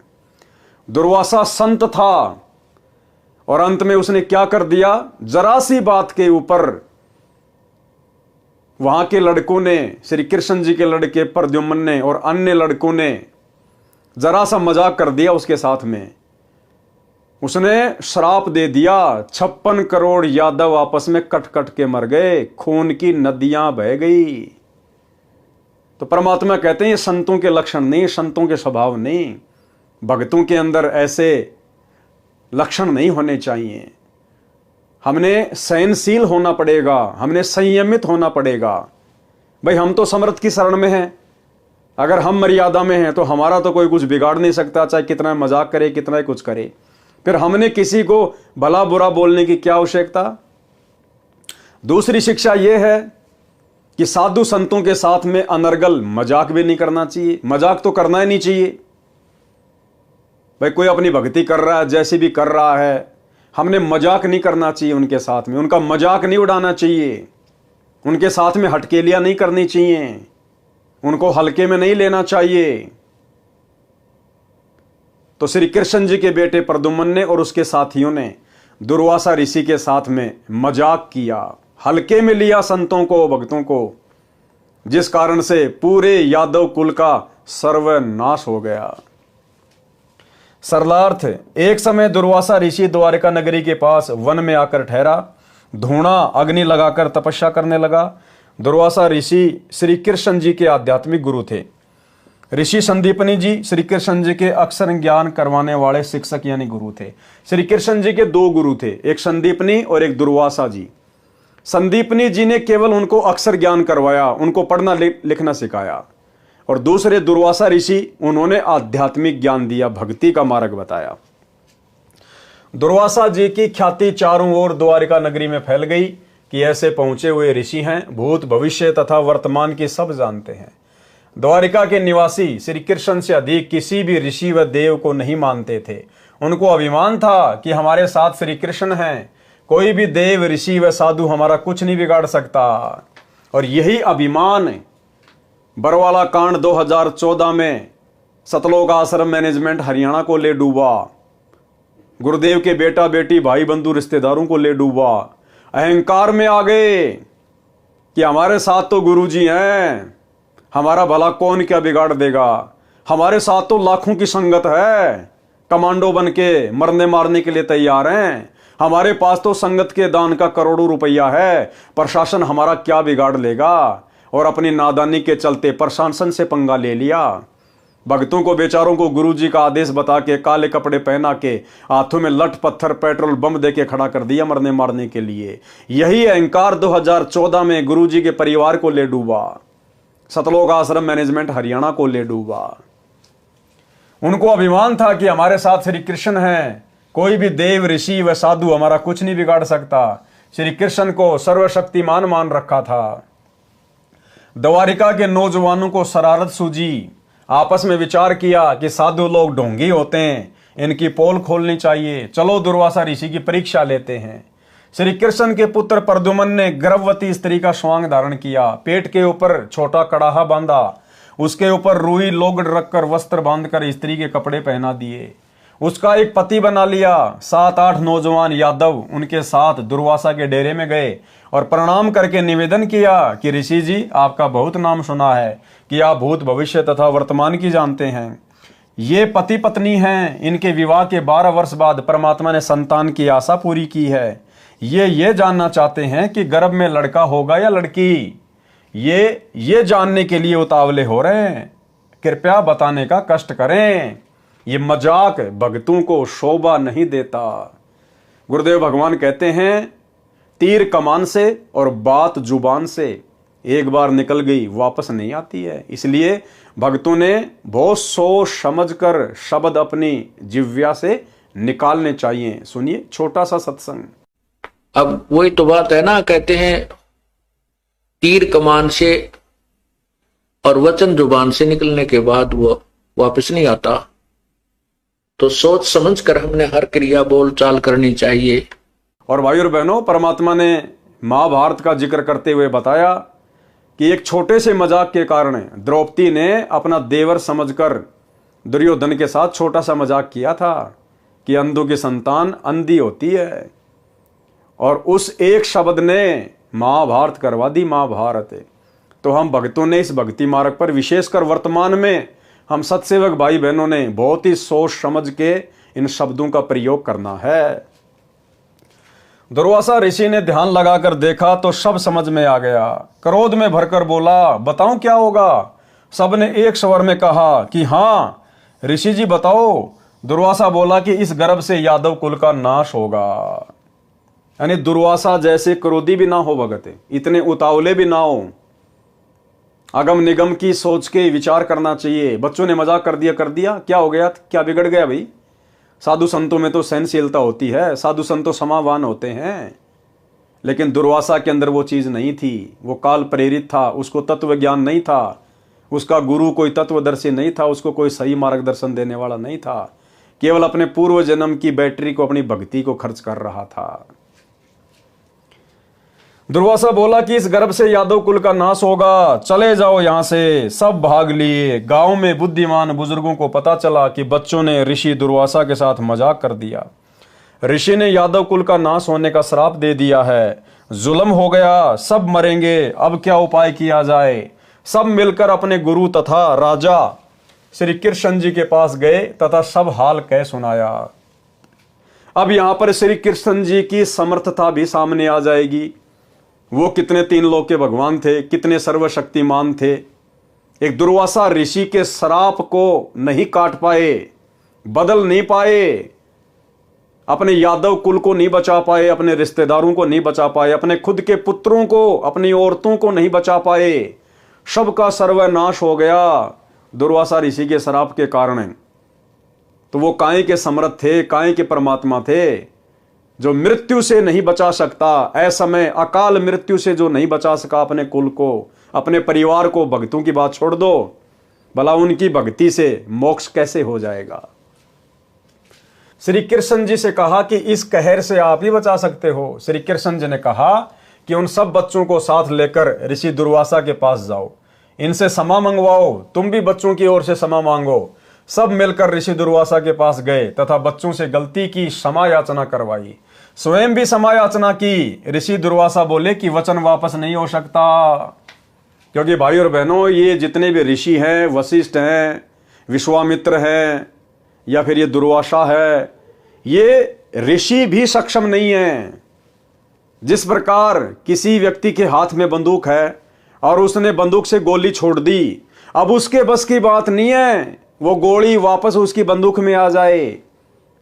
ये अनहोनी तो केवल समर्थ कर सकता है परमात्मा, सतगुरु रामपाल जी भगवान कर सकता है, अन्य किसी के बस की बात नहीं है। तो ये साधु संत महात्मा केवल दुनिया का सत्यानाश कर सकते हैं, ये आबाद नहीं कर सकते। अगर दुनिया को साधु संतों के रूप में किसी ने आबाद किया है, कोई आशीर्वाद दिया है, तो इस कबीर भगवान ने दिया है, सतगुरु रामपाल जी परमात्मा ने। ऋषि दुर्वासा बोले कि वचन वापस नहीं हो सकता। सब वापस श्री कृष्ण जी के पास आए तथा कहा कि दुर्वासा के श्राप से बचने का उपाय बताओ। अब देखिए, दुनिया जिस श्री कृष्ण जी की भक्ति करती है, अब श्री कृष्ण जी उपाय भी ढंग का नहीं बता पाए। वो अंतर्यामी भी नहीं थे कि उनके द्वारा बताया गया उपाय यादव कुल का समाधान करेगा या उनका सत्यानाश करेगा। श्री कृष्ण जी ने बताया समाधान, और उस समाधान से सबका विनाश हो गया। श्री कृष्ण ने कहा कि जो जो वस्तु गर्भ समांग में प्रयोग की गई थी उनका नामो निशान मिटा दो, उन्हीं से अपने कुल का नाश होना कहा है। कपड़े रुई लोगड़ को जलाकर उसकी राख को प्रभास क्षेत्र में नदी में डाल दो। जो लोहे की कढ़ाई है उसे पत्थर पर घिसा घिसा कर चूरा बनाकर प्रभास क्षेत्र में दरिया में डाल दो। अब श्री कृष्ण जी ने क्या समाधान बताया, अब विचार करना होगा भाई और बहनों, आप और हमें।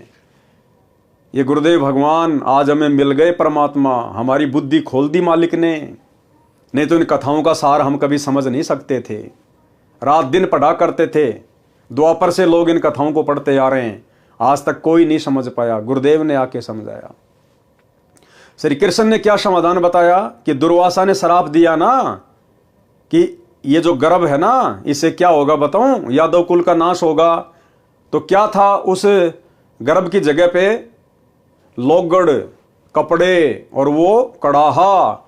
तो श्री कृष्ण ने कहा कि ये कपड़े जला के इसकी राख को प्रभास क्षेत्र में यानी यमुना के किनारे वहां डाल दो, और ये जो लोहे का कड़ाहा है इसको घिस घिस के इसका चूरा यमुना जी में डाल दो, ना रहेगा बांस ना बजेगी बांसुरी। तो सब बड़े खुश हो गए कि भगवान ने तो तगड़ा समाधान बता दिया। समाधान नहीं, भगवान ने तुम्हारे सत्यानाश का रास्ता बता दिया। अब देखिए क्या होता फिर आगे। न रहेगा बांस न बजेगी बांसुरी। द्वारिका वासियों ने अपने गुरु श्री कृष्ण जी के आदेश का पालन किया। लोहे की कढ़ाई का एक कड़ा एक व्यक्ति को घिसाने के लिए दिया था। उसने कुछ घिसाया, पूरा नहीं घिसा, वैसे ही दरिया में फेंक दिया। घिसने से उस कड़े में चमक आ गई थी। एक मछली ने उसे खाने की वस्तु समझकर खा लिया। उस मछली को एक बालिया नाम के भील ने पकड़कर काटा तो कड़ा निकला। उसका लोहा पक्का था। बालिया ने उसे अपने तीर का आगे वाला हिस्सा विषाक्त यानी जहरीला बनवा लिया। कड़ाहे का जो लोहे का चूर्ण दरिया में डाला गया था उसका तेज तीखे पत्तों वाला घास उग गया। पत्ते तलवार की तरह पहने थे। कपड़ों तथा रुई लोगड़ की राख का भी घास बन गया। कुछ वर्षों के बाद दुर्वासा के श्राप के कारण द्वारिका में अनहोनी घटनाएं होने लगी। आपसी झगड़े होने लगे, एक दूसरे को छोटी सी बात पर मारने लगे। सारी द्वारिका में उपद्रव होने लगा। द्वारिका नगरी के बड़े सयाने लोग मिलकर श्री कृष्ण जी के पास गए। दोबारा गए श्री कृष्ण जी के पास तथा दुख बताया कि नगरी में किसी को किसी का बोल अच्छा नहीं लग रहा। बिना बात के मरने मारने को तैयार हो जाते हैं। छोटे बड़े की शर्म नहीं रही है। क्या कारण है तथा यह कैसे शांत होगा? श्री कृष्ण जी ने बताया कि श्री दुर्वासा के श्राप के कारण यह हो रहा है। फिर समाधान क्या बताया? अरे दुर्वासा के श्राप का समाधान ही तो आपने बताया था उनको पहले, सालों पहले। अब कह रहे हो कि श्री दुर्वासा ऋषि के श्राप के कारण ये हो रहा है। फिर आपके समाधान ने भला क्या हल निकाला? इसका समाधान सुनो। फिर से समाधान बता रहे हैं श्री कृष्ण जी। पहले वाला समाधान तो पूरा हुआ नहीं, फेल हो गया। दूसरा समाधान बता रहे हैं कि नगरी के सभी छोटे नवजात लड़के सहित यादव प्रभास क्षेत्र में उसी स्थान पर नदी में स्नान करो जिस स्थान पर कढ़ाई का चूर्ण डाला था। यानी यादवों को मरने मारने के लिए भेज रहा श्री कृष्ण। और यादव समझ रहे हैं कि इससे हमारा समाधान होगा। ये काल प्रेरणा भाई और बहनों, ये 3 लोक के भगवान भी काल की रेंज से बाहर नहीं है। श्राप से बचने के लिए द्वारिका नगरी के सब बालक, नौजवान तथा वृद्ध स्नान करने गए। श्री कृष्ण जी के कहने से स्नान करके बाहर निकलकर एक दूसरे से गाली गलौज करने लगे और उस कढ़ाई के चूरे से उत्पन्न घास को उखाड़कर एक दूसरे को मारने लगे। तलवार की तरह घास से सिर कटकर दूर गिरने लगे। कुछ व्यक्ति बचे थे, अन्य सब के सब लड़कर मर गए। उन बचे हुओं को ज्योति निरंजन काल ने स्वयं श्री कृष्ण जी में प्रवेश करके उस घास से मार डाला। अकेला श्री कृष्ण बचा था। अब श्री कृष्ण जी ने खुद की मौत का सामान खुद ही तैयार करवाया कि उस कढ़ाई को जमुना जी में घसो। एक आलसी व्यक्ति को दे दिया, लास्ट में उसने वो कड़ा ऐसे कैसे फेंक दिया। क्या श्री कृष्ण जी को नहीं पता था इस बात का कि इस प्रकार से वहां पर उस कढ़ाई को घिसा जाएगा और एक व्यक्ति उसके कड़े को ऐसा का ऐसा यमुना में डाल देगा, वो कड़ा एक मछली खा जाएगी, मछली को एक बालिया नाम का भील उसको पकड़ लेगा और वो फिर उस कड़े से अपना जहरीला तीर बनवाएगा और उसी तीर से तेरी मृत्यु होगी। फिर काहे के भगवान, काहे के अंतर्यामी, जब उनको इतना ही पता नहीं, खुद की मौत का सामान खुद ने तैयार करवा लिया, तो भला अन्य का, यादुओं का कहां से वो समाधान करते। और आज उनके चले जाने के बाद दुनिया उनके मंदिर बना बना के तालियां पीट रही हैं, घंटियां बजा रही है, भंडारे कर रही है। आज क्या मिल जाएगा भाई, जब वो रहते सहते अपने खानदान को, अपनी औरतों को, अपने लड़कों को, अपने रिश्तेदारों को मरने से नहीं बचा पाए, एक शराब से नहीं बचा पाए, तो आज उनके चले जाने के बाद भला आज उनकी भक्ति करने से, मंदिर बनाने से, मूर्ति बनाने से, उनकी जन्माष्टमी मनाने से आज क्या लाभ होगा? 0/0। दुनिया अंधकार में जी रही है बिना सतगुरु के तत्व ज्ञान के। एक वृक्ष के नीचे जाकर लेट गया श्री कृष्ण जी। एक पैर को दूसरे पैर के घुटने पर रखकर लेट गया। दाएं पैर के पंजे में पद्म जन्म से लगा था जो चमक रहा था। जिस बालिया नाम के भील यानी शिकारी ने मछली से निकले कढ़ाई के कड़े का विष लगाकर तीर बनवाया था, वह शिकारी उसी तीर को लेकर उसी स्थान पर शिकार की तलाश में आया जिस वृक्ष के नीचे श्री कृष्ण लेटे थे। वृक्ष की छोटी छोटी टहनियां चारों ओर नीचे पृथ्वी को छू रही थी, लटक रही थी। उन झुरमटों में से श्री कृष्ण के पैर का पद्म ऐसा लग रहा था जैसे किसी हिरण की आंख चमक रही हो। शिकारी बालिया ने आव देखा न ताव, उस चमक पर तीर दे मारा। तीर निशाने पर लगा। पैर के तलवे में विषाक्त तीर लगने से श्री कृष्ण जी की चीख निकली। बालिया समझ गया कि किसी व्यक्ति को तीर लगा है। निकट जाकर देखा तो कोई राजा है। पूछने पर पता चला कि श्री कृष्ण है। अपनी गलती की क्षमा याचना करने लगा और कहा कि हे भगवान, धोखे से तीर लग गया। मैंने आपके पैर के पद्म की चमक मृग की आंख जैसी लगी, क्षमा करो। श्री कृष्ण ने कहा कि बालिया, तेरा कोई दोष नहीं है, होनी प्रबल होती है। मैंने तेरा बदला चुकाया है। त्रेता युग में तू किष्किंधा का राजा सुग्रीव का भाई बाली था। मैं अयोध्या में रामचंद्र नाम से राजा दशरथ के घर पर जन्मा था। उस समय मैंने तेरे को वृक्ष की ओट लेकर धोखा करके लड़ाई में मारा था। अब तू मेरा एक काम कर। अब बताओ भाई और बहनों, अपने कर्मों को ये भगवान नहीं काट पाए।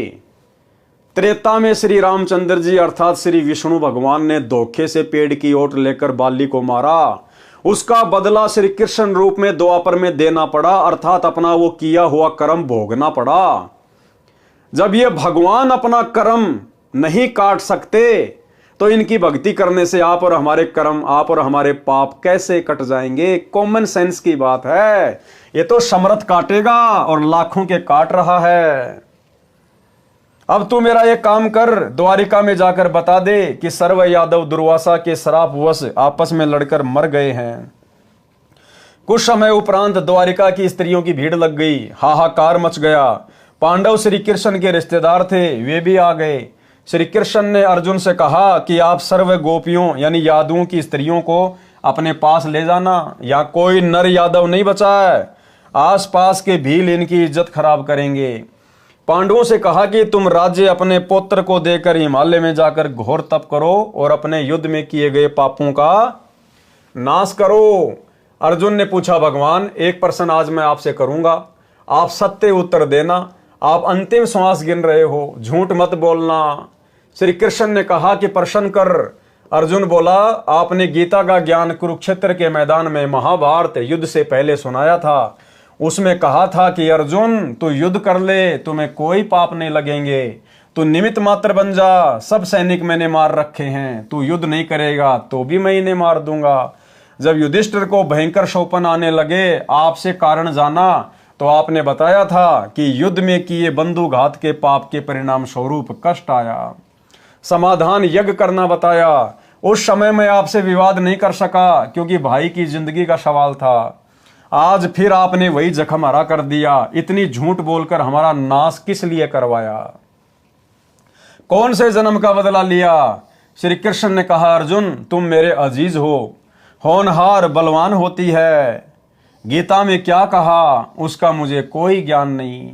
आप मेरी आज्ञा का पालन करो। ये कहकर श्री कृष्ण जी मर गए। अपने रिश्तेदारों का भी समाधान नहीं कर पाए, सर्व यादवों का सत्यानाश कर दिया। अब बहुत सारे भाई बहन कहते हैं कि जब सारे 56 करोड़ यादव मर गए थे, फिर ये वर्तमान के यादव कहां से आ गए? तो इसका समाधान भी गुरुदेव ने बताया, अन्यथा कोई सोच भी नहीं सकता। और गुरुदेव ने कहा केवल 56 करोड़ यादव मरे थे, नर, औरतें नहीं मरी थी उस शराब से। उन औरतों के गर्भ में जो बच्चे थे, आगे चलकर उनसे यादव कुल धीरे धीरे फिर चला है। पांचों पांडवों व साथ गए नौकरों ने मिलकर सब यादवों का अंतिम संस्कार किया। कुछ एक के शव दरिया में परवाह कर दिए। श्री कृष्ण ने कहा था कि मेरे शरीर को जलाकर बची हुई अस्थियां व राख को एक लकड़ी के संदूक में डालकर दरिया में बहा देना। पांडवों ने वैसा ही किया। वो संदूक समुद्र में चला गया, फिर उड़ीसा प्रांत के अंदर जगन्नाथपुरी के पास बहता हुआ चला गया। उड़ीसा के राजा इंद्रदमन को शौपन में श्री कृष्ण ने दर्शन देकर, श्री कृष्ण ने नहीं, इस कबीर परमात्मा ने दर्शन देकर कहा कि एक संदूक समुद्र में इस स्थान पर है, उसमें मेरे शरीर की अस्थियां तथा राख हैं, उसको निकालकर उसी किनारे पर उन अस्थियों को जमीन में दबाकर ऊपर एक सुंदर मंदिर बनवा दे। ऐसा किया गया, जो जगन्नाथ नाम से मंदिर प्रसिद्ध है। 4 पांडव पहले चले गए। अर्जुन को गोपियों को लेकर आने को छोड़ गए। अर्जुन के पास वही गांडीव धनुष था जिससे लड़ाई करके महाभारत में जीत प्राप्त की थी। अर्जुन द्वारिका की सर्व स्त्रियों को बैलगाड़ियों में बैठाकर दिल्ली के लिए चल पड़ा। रास्ते में भीलों ने अर्जुन को घेर लिया, अर्जुन को पीटा, गोपियों को लूटा, कुछ स्त्रियों को भील उठा ले गए। अर्जुन कुछ नहीं कर सका, धनुष उठा भी नहीं सका। तब अर्जुन ने कहा था कि श्री कृष्ण नाश करने आया था, युद्ध में पाप करवाने के लिए तो बल दे दिया। लाखों योद्धा इसी गांडीव धनुष से मार गिराए, कोई मेरे सामने टिकने वाला नहीं था। आज वही अर्जुन है, वही धनुष है, मैं खड़ा खड़ा कांप रहा हूं। श्री कृष्ण जालिम था, धोखेबाज था, अर्जुन सोच रहा है। कबीर परमेश्वर जी हमें समझाते हैं कि ये जुल्म श्री कृष्ण ने नहीं किया, ज्योति निरंजन काल ब्रह्म ने किया है। श्री कृष्ण का जीवन देख लो। श्री कृष्ण अपने कुल को मथुरा से लेकर जान बचाकर द्वारिका आया। द्वारिका में उनकी आंखों के सामने सब यादव कुल नष्ट हो गया। श्री कृष्ण का बेटा मर गया, पोता मर गया, सर्व कुल नष्ट हो गया, स्वयं बेमौत मरा। तो आज भाई और बहनों, उस श्री कृष्ण की भक्ति से आप और हमारी अकाल मृत्यु भला कैसे टल सकती है? 1% भी नहीं। उसके कुल की स्त्रियों की दुर्गति भीलों ने की, जबरदस्ती उठा ले गए, उनकी इज्जत खराब की, नरक का जीवन जीने के लिए मजबूर हुई। उसी श्री कृष्ण की पूजा करके जो सुख शांति की आशा करता है, उसमें कितनी बुद्धि है, इस घटना से पता चलता है। वाणी नंबर 150 से 184। गरीब दुर्वासा काली सीला, ब्रजबली तिहु लोक, अम्बरीश दरबार में तिन भी खाया धोक। गरीब चक्र सुदर्शन शीस पड़ी, अम्बरीश को घाली, 3 लोक भागे फिरे ऐसे अवगत चाल। गरीब कल्प किसी नहीं कीजिए, जो चाहे सो होए, दुर्वासा के छिपन को कहीं न पाई खोई। गरीब स्वर्ग मृत पाताल में चक्र सुदर्शन डीक, दुर्वासा के चक्कर से जरे नहीं अमरीश। गरीब चक्र अपूठा फिर गया चरण कवल को छूही, भक्ति विशंबर नाथ की देखी दूर बरदू। गरीब कोटि बजर को फूक दे चक्र सुदर्शन चूर, भक्ति वत्सल भगवान से रह पैड़ 10 दूर। गरीब दुर्वासा के दहन को रतीन जग में भेंट, 56 कोटि यादव गए देखी हेठ दर हेठ। गरीब शाग पत्र से छिक गए देखी भक्ति की रीति, जरे मरे नहीं तासते सतगुरु शब्द अतीत। गरीब अम्बरीश असला असल भक्ति मुक्ति का रूप, निश्वासर पद में रहें जहाँ छाया नहीं धूप। गरीब राजा के जोगी गए दुर्वासा ऋषि देव, चक्र चलाया घूर कर नहीं लई ऋषि सेव। गरीब दुर्वासा के शीस को चाल्या चक्र अचान, त्रिलोकी में ताश गमी कई न देऊं जान। गरीब श्वेत लोक विष्णुपुरी दुर्वासा चली जाए, तहाँ कबीर विष्णु रूप धरी कीनी देख सहाय। गरीब कृष्ण गुरु कसनी हुई और बचेगा कौन, 3 लोक भागे फिरे भर में 14 भुवन। गरीब भक्ति द्रोह ना कीजिए भक्ति द्रोह मम दोष, शिव ब्रह्मा नारद मुनि जिन्हें जरावे ठोक। गरीब भक्ति द्रोह रावण किया हिरणाकुश हिरणानाच, नारायण नरसिंह भये मम भगता है साच। गरीब मम भगता मम रूप है मम भगता मम प्राण, पंडु सताए कौरवा दुर्योधन क्षयमान। गरीब मम भगता मम प्राण है मम भगता मम देह है, हिरणाकुश के उदर को पारत नहीं संदेह। गरीब मम भगता मम प्रिय है नहीं दुनी से काम, राजा प्रजा रीति सब ये नहीं जाने राम। गरीब मम भगता के कारण रचे सकल भंडार, वाल्मीकि ब्रह्मलोक में शंख कला उद्गार। गरीब रावण बाली भी हंडिया मम द्रोही मम जार, सीता सती कलंक क्या पदम 18 भार। गरीब मम द्रोही से ना बचूं छल बलो हनु प्राण, 52 हो बलि कह गए रया दोहूं का मान। गरीब मम दोई मम साल है मेरे जन का दूत, कोटि जुगन काटोती से करूं जंगल का भूत। यहाँ परमात्मा ने अखंड पाठ की वाणियों में अपने मुख कमल से कहा है, गरीब मम द्रोही मम साला है। गरीब मम द्रोही मम साला है मेरे जन का दूत, कोटि जुगन काटोती से करूं जंगल का भूत। गरीब खान पान पावे नहीं जल तिरशाबो अंत, बस्ती में बिचरे नहीं सूल फील गजदंत।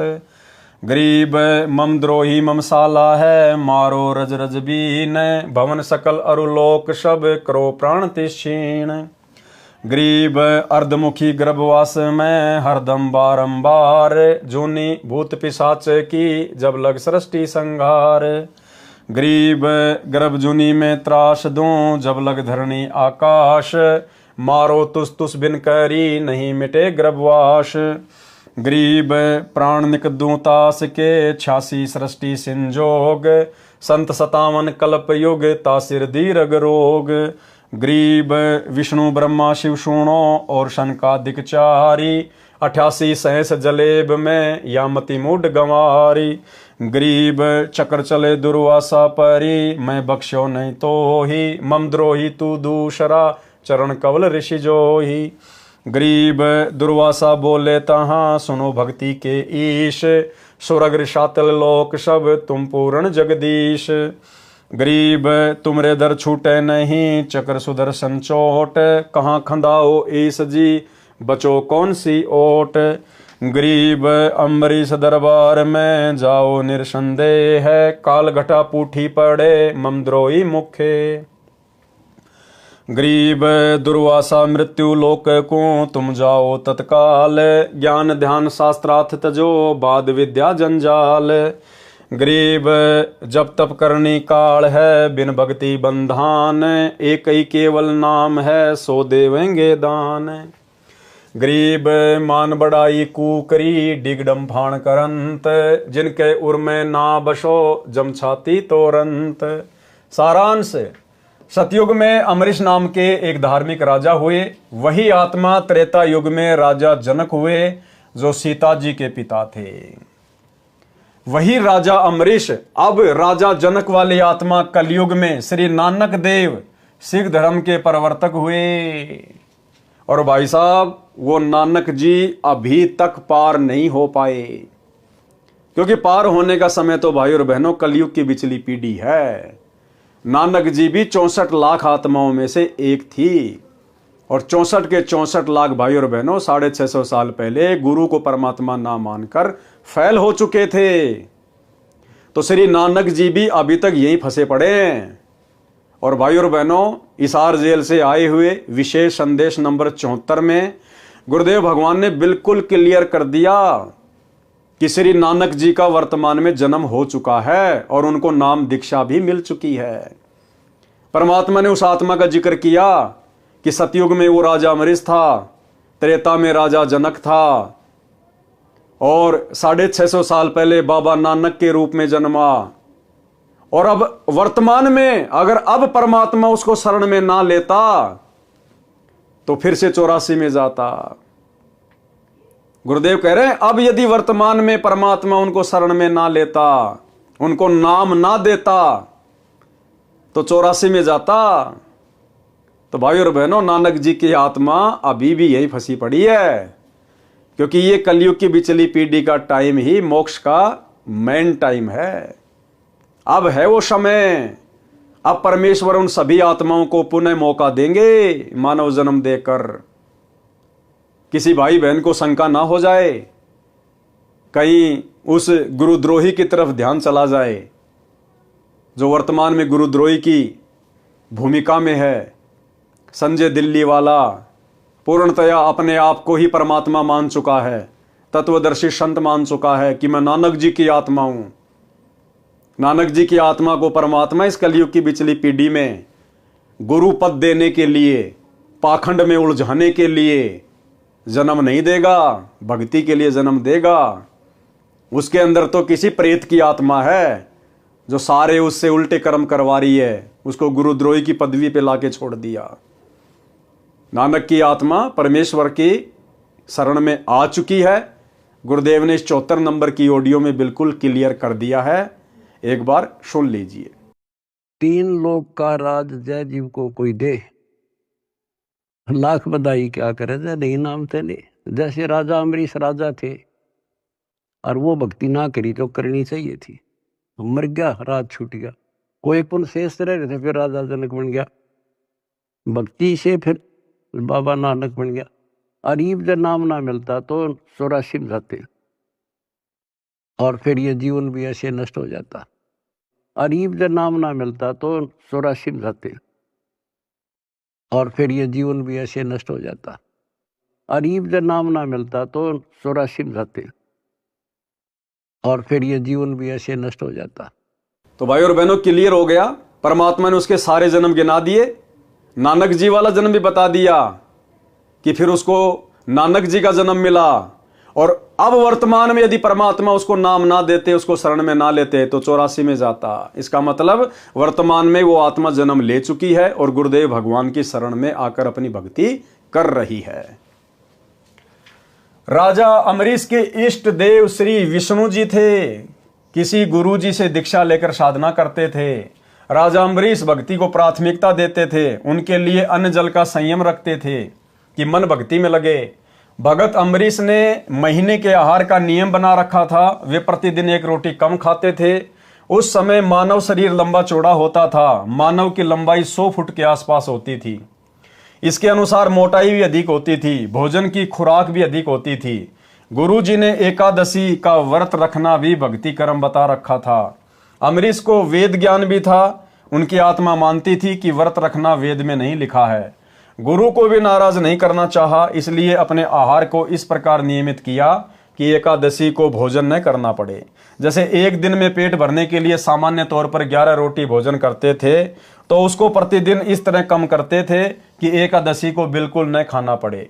जैसे कृष्ण पक्ष की अमावस्या को रोटी व अन्य सब्जी खाते थे, तो प्रतिदिन 1 रोटी व उसी अनुसार सब्जी भी कम कर देते थे। तो एकादशी को कुछ नहीं खाते थे, फिर इसी तरह प्रतिदिन 1-1 रोटी बढ़ाते थे। यह प्रति महीने का क्रम था। एक बार एकादशी को ऋषि दुर्वासा जी राजा अम्बरीश के दरबार में आए। राजा ने ऋषि जी का आदर सत्कार किया, भोजन के लिए निवेदन किया। ऋषि दुर्वासा ने कहा कि भोजन तैयार करवाओ, तब तक मैं दरिया पर स्नान करके आता हूँ।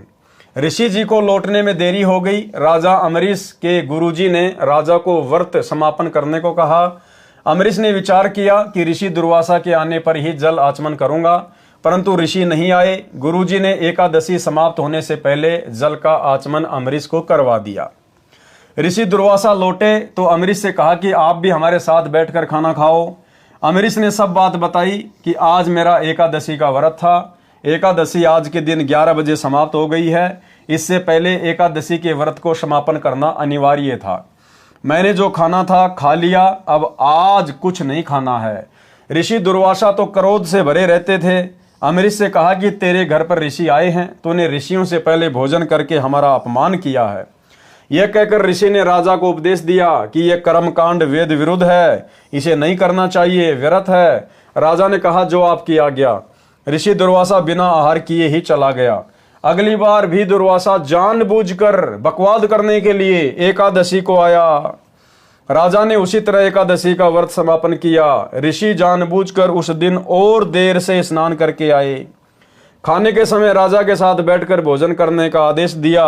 राजा ने वही व्यवस्था बताई कि मैंने एकादशी के व्रत का समय पर उद्यापन करना था, आज भोजन नहीं खा सकता, क्षमा करो, आप भोग लगाओ और हमें कृतार्थ करो।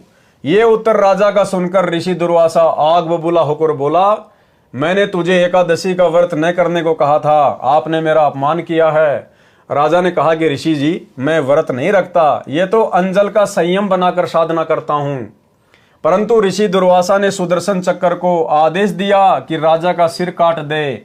सुदर्शन चक्र तुरंत सक्रिय हुआ, आग की लपटें निकलने लगी। सुदर्शन चक्र ने भयंकर रूप धारण किया और राजा अम्बरीश की ओर चल पड़ा, जो वहां से 10 कदम 50-60 फुट की दूरी पर जमीन पर आसन लगाए बैठा था। राजा के चरण छूकर सुदर्शन चक्र वापस दुर्वासा ऋषि की ओर मुड़ा और ऋषि के शांत करने पर भी शांत नहीं हुआ, तो ऋषि को समझते देर न लगी कि चक्र तेरे को भस्म करेगा। भाई और बहनों, यही दुर्वासा वाली गलतियां ये सतलोक आश्रम मैनेजमेंट हरियाणा, गुरुजी का परिवार, ये कोऑर्डिनेटर लोग बरवाला कांड 2014 से लगातार सत्संगतियों में सत्सेवकों के साथ में कर रहे हैं। भाई हम अपनी सत्संगतियां रख रहे हैं, हम भगत भाई बहन मिलकर अपने गुरु को इष्ट मानकर भोग लगा रहे हैं, हम भाई बहन मिलकर शंका समाधान करते हैं, गुरु के ज्ञान पे चर्चा करते हैं, गुरु की महिमा करते हैं, भंडारा करते हैं। ये लोग जबरदस्ती जानबूझकर बकवाद करने के लिए दुर्वासा ऋषि की तरह काल प्रेरणा से साथ संगत वाले भाई बहनों के साथ में मार पिटाई करते हैं, लड़ाई झगड़ा करते हैं। एक बार नहीं, 2 बार नहीं, अनेकों बार इन्होंने जानबूझकर बकवादें की है। भाई और बहनों, भक्ति विधान तो वही है। अब आने वाले समय में भी इन लोगों के साथ में वही बनेगी जो दुर्वासा ऋषि के साथ बनी, जानबूझकर बकवाद करने वालों के साथ बनी। हम कोई गुरुजी के परिवार के घर में जाके साथ संगतियां नहीं करते, हम इनके आश्रमों में जाके साथ संगतियां नहीं करते, हम इन आश्रम वालों को बुलाते भी नहीं, लेकिन जबरदस्ती काल प्रेरणा से ये लोग साथ संगति में व्यवधान डालने के लिए दुर्वासा की तरह आ टपकते हैं। तो भाई और बहनों, ये जानबूझकर बकवाद करते हैं और आने वाले समय में भक्ति विधान अनुसार इनके साथ में वही बनेगी जो दुर्वासा के साथ में बनी। क्या कहा परमात्मा ने आगे? तो ऋषि को समझते देर न लगी कि चक्कर तेरे को भस्म करेगा। अपने प्राणों की रक्षा के लिए पहले अपने इष्ट देव श्री शिव जी के पास गए, सब बात बताई तथा रक्षा की प्रार्थना की। श्री शिव जी से भी सुदर्शन चक्र शांत नहीं हुआ, तो ऋषि से कहा कि भाग भाग, हमें भी मरवाएगा। ऋषि दुर्वासा श्री ब्रह्मा जी के पास गया, वहां से भी भगा दिया और बताया कि विष्णु के पास जा, अम्बरीश विष्णु का भगत है। दुर्वासा को भी पता था, इसलिए वहां नहीं जाना चाहता था, परंतु मरता क्या न करता वाली बात सामने थी। ऋषि दुर्वासा सिद्धि से उड़े जा रहा था श्री विष्णु के रूप में। अब देखो वहां कौन बैठे थे श्री विष्णु के रूप में? श्री विष्णु के रूप में परमात्मा पूर्ण ब्रह्म। कौन? सतगुरु रामपाल जी भगवान, ये कबीर देव 33 करोड़ देवताओं की सभा लगाए हुए थे। परमात्मा को सब पता था कि दुर्वासा विष्णु के पास जाएगा, इसलिए विष्णु के सभा स्थल से 10 योजन दूर, एक योजन में 4 कोस होती हैं, एक कोस में 3 किलोमीटर यानी 120 किलोमीटर दूर लीला करने के लिए सभा लगाए हुए थे। परमात्मा भगत की महिमा बनाते हैं। ऋषि दुर्वासा कभी पीछे मुड़कर सुदर्शन चक्कर की ओर देख रहा था कि कितना दूर पीछे है, तो कभी आगे को देखकर उड़ा जा रहा था।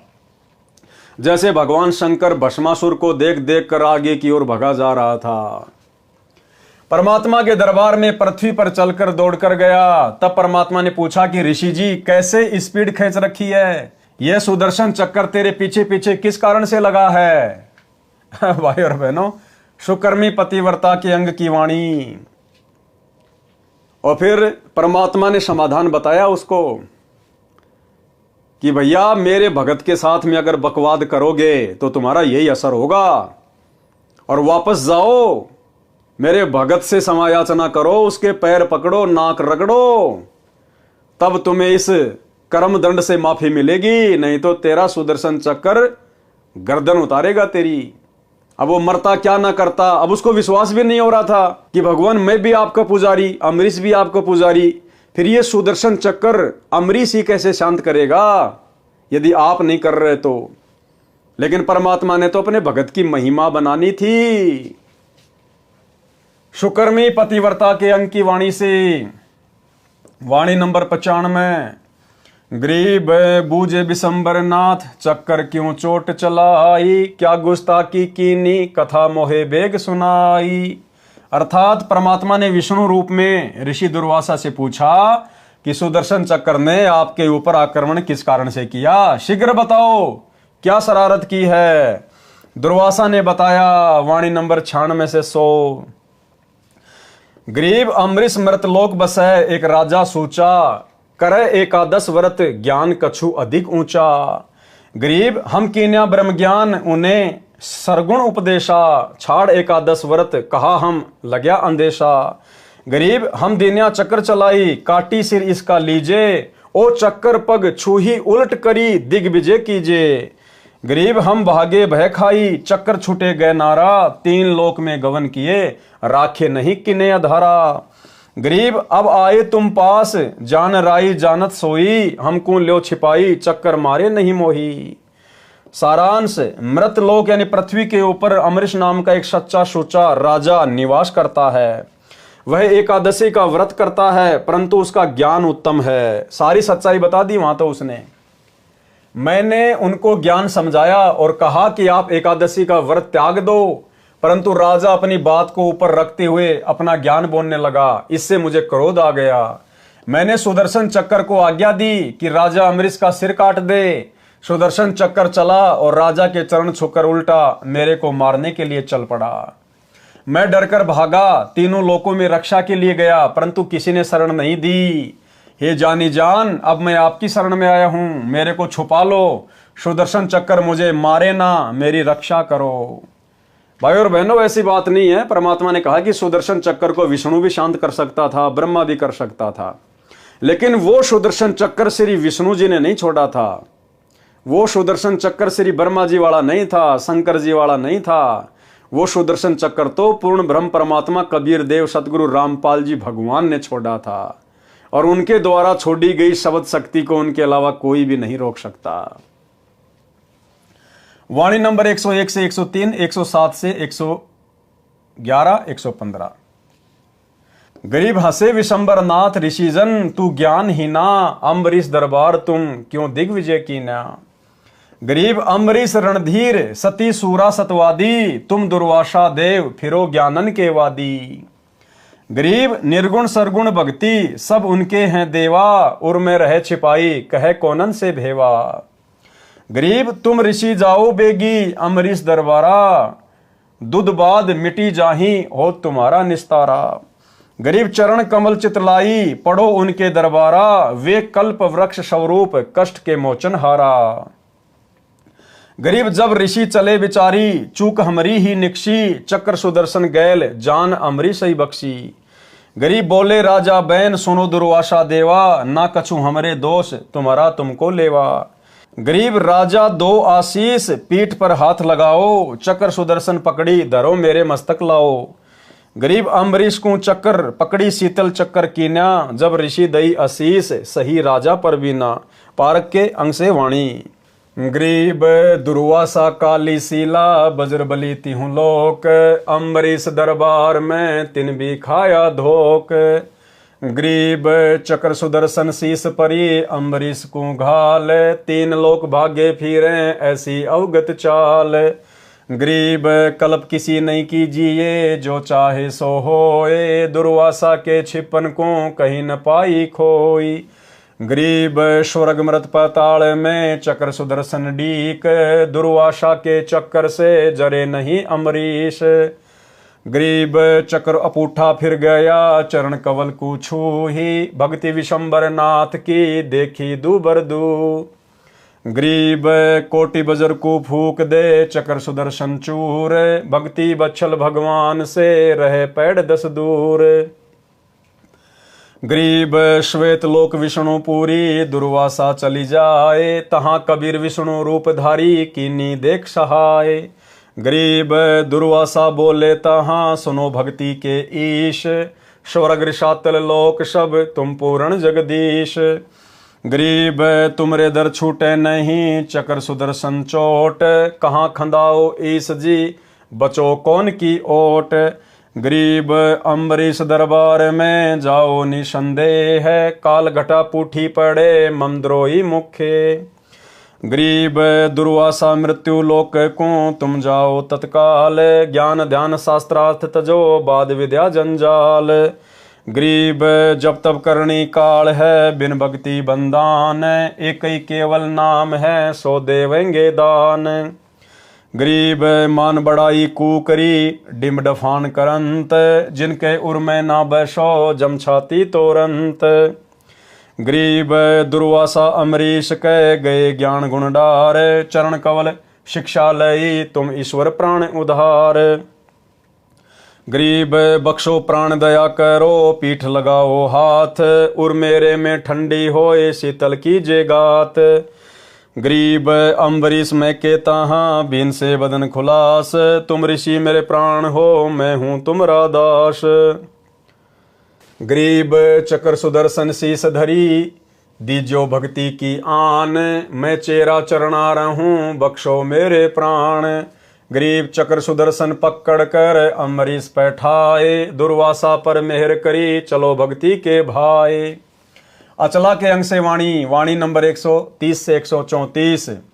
गरीब दुर्वासा कैसे बचे अम्बरीश के चोर, परमेश्वर बिच कर परे चक्र सुदर्शन जोर।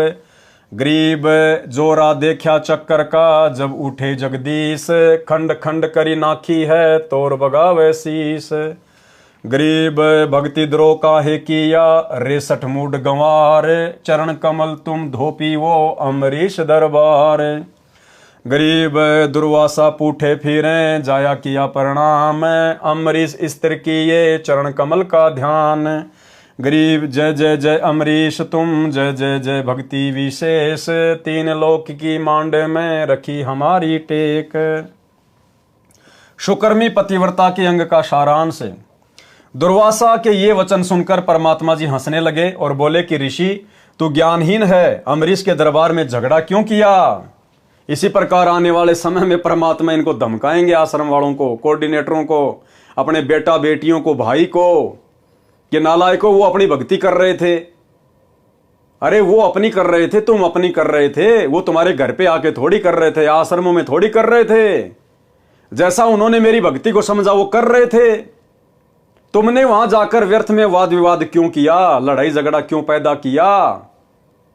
तो भाई और बहनों अंत में इनको माफी मांगनी पड़ेगी।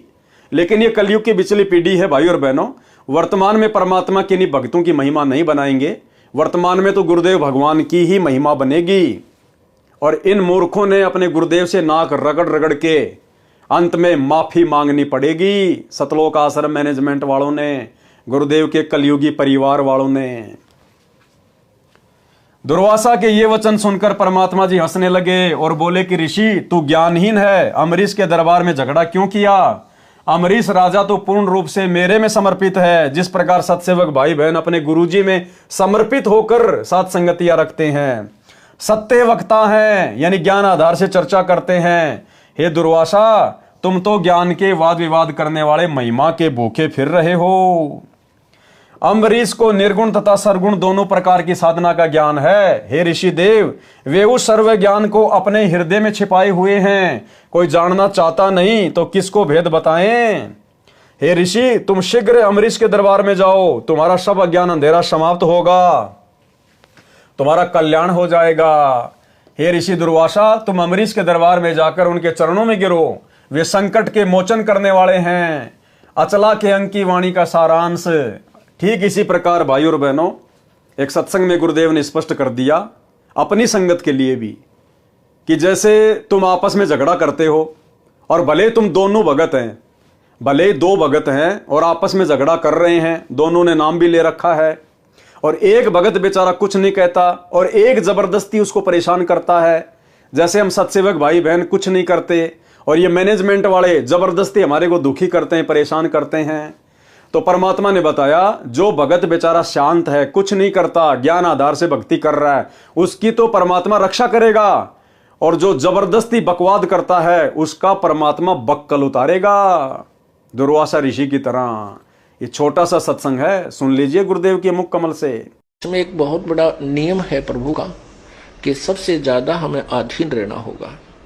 आप दो भक्त हैं, दोनों ने उपदेश ले रखा है और तुम आपस में झगड़ा करते हो और एक भक्त कुछ नहीं कहता, दूसरा उसको नाजायज परेशान करने की चेष्टा करता है, तो परमात्मा उस जो भक्त की रक्षा करेगा। और वो भी बेशक भक्त है जो बेमतलब बकवाद करके दूसरे को तंग कर रहा है भक्त को, तो उसको हानि पहुंचाएगा, जबकि दोनों भक्त ही है। तो भाई और बहनों, ठीक आने वाले समय में गुरुदेव के कलयुगी परिवार के साथ, सतलोक आश्रम मैनेजमेंट हरियाणा के साथ ऋषि दुर्वासा जैसी बनेगी, क्योंकि इन्होंने तो इस कलयुग की बिचली पीढ़ी में पूर्ण सतगुरु से उपदेश लेकर, तत्व ज्ञान लेकर दुर्वासा से भी बड़ी गलतियां कर डाली, दुर्वासा से भी बड़ी गलतियां। अरे दुर्वासा को तो तत्व ज्ञान नहीं था, उसको तो निर्गुण सरगुण भक्ति का ज्ञान नहीं था। आज तुम्हें गुरुदेव ने क्या कमी छोड़ दी ज्ञान समझाने में 30 वर्षों में, फिर भी तुमने अपने स्वार्थ के लिए सात संगतियों में आकर काल प्रेरणा से झगड़ा किया, बकवादे की, मुकदमे लगवाए, भक्तों को जेल करवाई, भक्तों के साथ में मारपीट की। तुम्हारे साथ क्या बनेगी? तुम्हारे ही कर्मों के प्रतिफल में। अचला के अंक की वाणी का सारांश संत गरीबदास जी बता रहे हैं कि दुर्वासा कैसे बच सकता था। वह तो एक महान आत्मा अम्बरीश का चोर था, यानी अम्बरीश के यथार्थ ज्ञान को सुनकर भी अपने अहंकार का प्रदर्शन किया। ठीक इसी प्रकार सात संगति की वीडियो देखकर भी सतलोक आश्रम मैनेजमेंट हरियाणा वाले अपने अहंकार का ही प्रदर्शन कर रहे हैं, सच्चाई को स्वीकार नहीं रहे। वह तो परमेश्वर जी बीच में आ गए, अन्यथा सुदर्शन चक्र तो बहुत शक्तिशाली है। इसी प्रकार भाई और बहनों, जो कर्म वर्तमान में गुरुदेव का परिवार कर रहा है, कोऑर्डिनेटर कर रहे हैं, ये तो सतगुरु रामपाल जी भगवान इनका बीच बचाव कर रहे हैं, इनके बीच में पड़े हैं, नहीं तो इनके कर्मों का दंड बहुत भयंकर है। क्योंकि साध संगति सतगुरु रामपाल जी भगवान का यथार्थ 13वां कबीर पंथ है, और इनके 13वें पंथ को यानी सात संगतियों को रोकने का मतलब है ट्रेन की पटरी के ऊपर अंधे गधे के द्वारा लात चलाना। ये तो ड्राइवर समझदार है, परमात्मा है जो गाड़ी रोक के रखा हुआ है, अन्यथा वो गधा कहां जाके गिरे उसका अता पता भी नहीं पड़े। परमेश्वर जी ने सुदर्शन चक्र की उग्रता देखी, तब अपना आसन छोड़कर दुर्वासा की रक्षा के लिए उठे। विचार किया कि यदि बचाव नहीं किया तो ऋषि के टुकड़े टुकड़े करके मार डालेगा। हे मूर्ख गंवार ऋषि दुर्वासा, हे मूर्ख गंवार सतलोक आश्रम मैनेजमेंट हरियाणा वालों, तुमने भगत अम्बरीश के साथ द्रोह क्यों किया? तुमने सात संगत वाले सतसेवकों के साथ में झगड़ा क्यों किया? तुम अम्बरीश के दरबार में जाओ और चरण धोकर पीओ। पारक के अंक की वाणी का सारांश। दुर्वासा ऋषि ने भगवान से कहा कि आप तीनों लोकों के स्वामी हो, आप पूर्ण जगदीश हो, आप भक्तों के भगवान हो। आपके द्वार पर मेरी रक्षा नहीं हुई तो कहां होगी? आप अपने से दूर कहां भेज रहे हो प्रभु जी? सुदर्शन की मार से आपके बिना किसकी शरण में बचाव होगा? परमात्मा ने ऋषि दुर्वासा से कहा कि तुम अम्बरीश के दरबार में निसंकोच जाओ, डरो मत। मेरे भगत के द्रोही का मुंह तो काला होता ही है। उस भगत द्रोही के मुख में राख यानी कालिक पड़ती है, यानी उसकी तो दुर्गति होती है। और आने वाले समय में इन सतलोक आश्रम मैनेजमेंट हरियाणा वालों के साथ यही हाल होगा। परमेश्वर जी ने कहा, हे दुर्वासा, तुम मृत लोक यानी पृथ्वी लोक को शीघ्र जाओ, इस शास्त्रार्थ के चक्कर को त्याग दो। वाद विवाद तो जी का जंजाल होता है। बिना मर्यादा की भक्ति के तो जब तप अन्य करनी क्रियाएं काल हैं, यानी जीवन नाशक है। सच्चा गुरु तो केवल नाम जाप की दीक्षा देता है। सच्चा गुरु स्टेडियम नहीं बनवाता, हॉस्पिटल नहीं खुलवाता, राजनीति नहीं करवाता, गुंडों की सीबीआई जांच नहीं करवाता, आरक्षणों में भक्तों को नहीं बैठाता, जाटों के भवन नहीं बनवाता, गांव वालों के लिए रोडे नहीं बनवाता, एम्बुलेंस नहीं चलवाता। केवल नाम का जाप देता है, मर्यादा देता है। बिना मर्यादा की भक्ति के तो जब तक अन्य क्रियाएं काल हैं, यानी जीवन नाशक है। सच्चा गुरु तो केवल नाम की दीक्षा देता है। मैं उनके साथ नहीं रहता जो पाखंड करते हैं। अब ये सतलोक आश्रम मैनेजमेंट हरियाणा ने 2014 के बाद में अभी अभी आपको जो इनके कुकर्म गिनाए हैं, ये पाखंड है, पाखंड। मैं उनके साथ नहीं रहता जो पाखंड करते हैं, मान बढ़ाई की चाहत रखते हैं। तो भैया राजनेताओं के चक्कर काटने वाले तो मान बढ़ाई के भूखे होते ही है। मान बढ़ाई तो कुकरी यानी कुतिया के समान है, यानी बिना इज्जत का कार्य है। और आने वाले समय में गुरुदेव का परिवार आज वर्तमान में गुरुजी को ना समझकर, ज्ञान को ना समझकर, मर्यादाओं की धज्जियां उड़ाकर जिस प्रकार से भक्तों से सत्संगों के विरुद्ध क्रिया करवा रहा है, आने वाले समय में भाई और बहनों परमात्मा इनको इज्जत से नंगा करेंगे, नंगा। ये विधान है मालिक का, ये अपने कर्मों से शवतः हो जाएंगे। बच्चे बच्चे को पता चल जाएगा। अरे कल को क्या ये दुनिया परमात्मा की शरण में नहीं आएगी? क्या वो धनाना गांव वाले परमात्मा की शरण में नहीं आएंगे? आज जितने भाई बहन सतलोक आश्रमों में जाते हैं, ज्ञान को आधार नहीं बना रहे, क्या कल को ये ज्ञान को नहीं समझेंगे? क्या इनको मर्यादाओं के विषय में पता नहीं चलेगा? तो जितने बड़े बड़े कुकर्म इन्होंने कर दिए, ये कहां छुपेंगे? कहां छुपेंगे? ये बच्चा इनको ताने मारेगा, बच्चा कि काहे का गुरुजी का बेटा, काहे की गुरुजी की बेटी, काहे का कोऑर्डिनेटर 30 साल से क्या झक मरा रहा था गुरुजी के साथ में? तेरे को इतना भी नहीं पता चला? जो महापुरुष मोबाइल में वीडियो गेम खेलने के लिए मना करता है और तुमने उस महापुरुष के नाम से 1 करोड़ रुपए का स्टेडियम बनवा दिया। ये बच्चा इनको बोलने नहीं देगा। आने वाले समय में बच्चा बोलेगा कि राजनीति कहां है गुरुजी के सत्संग में?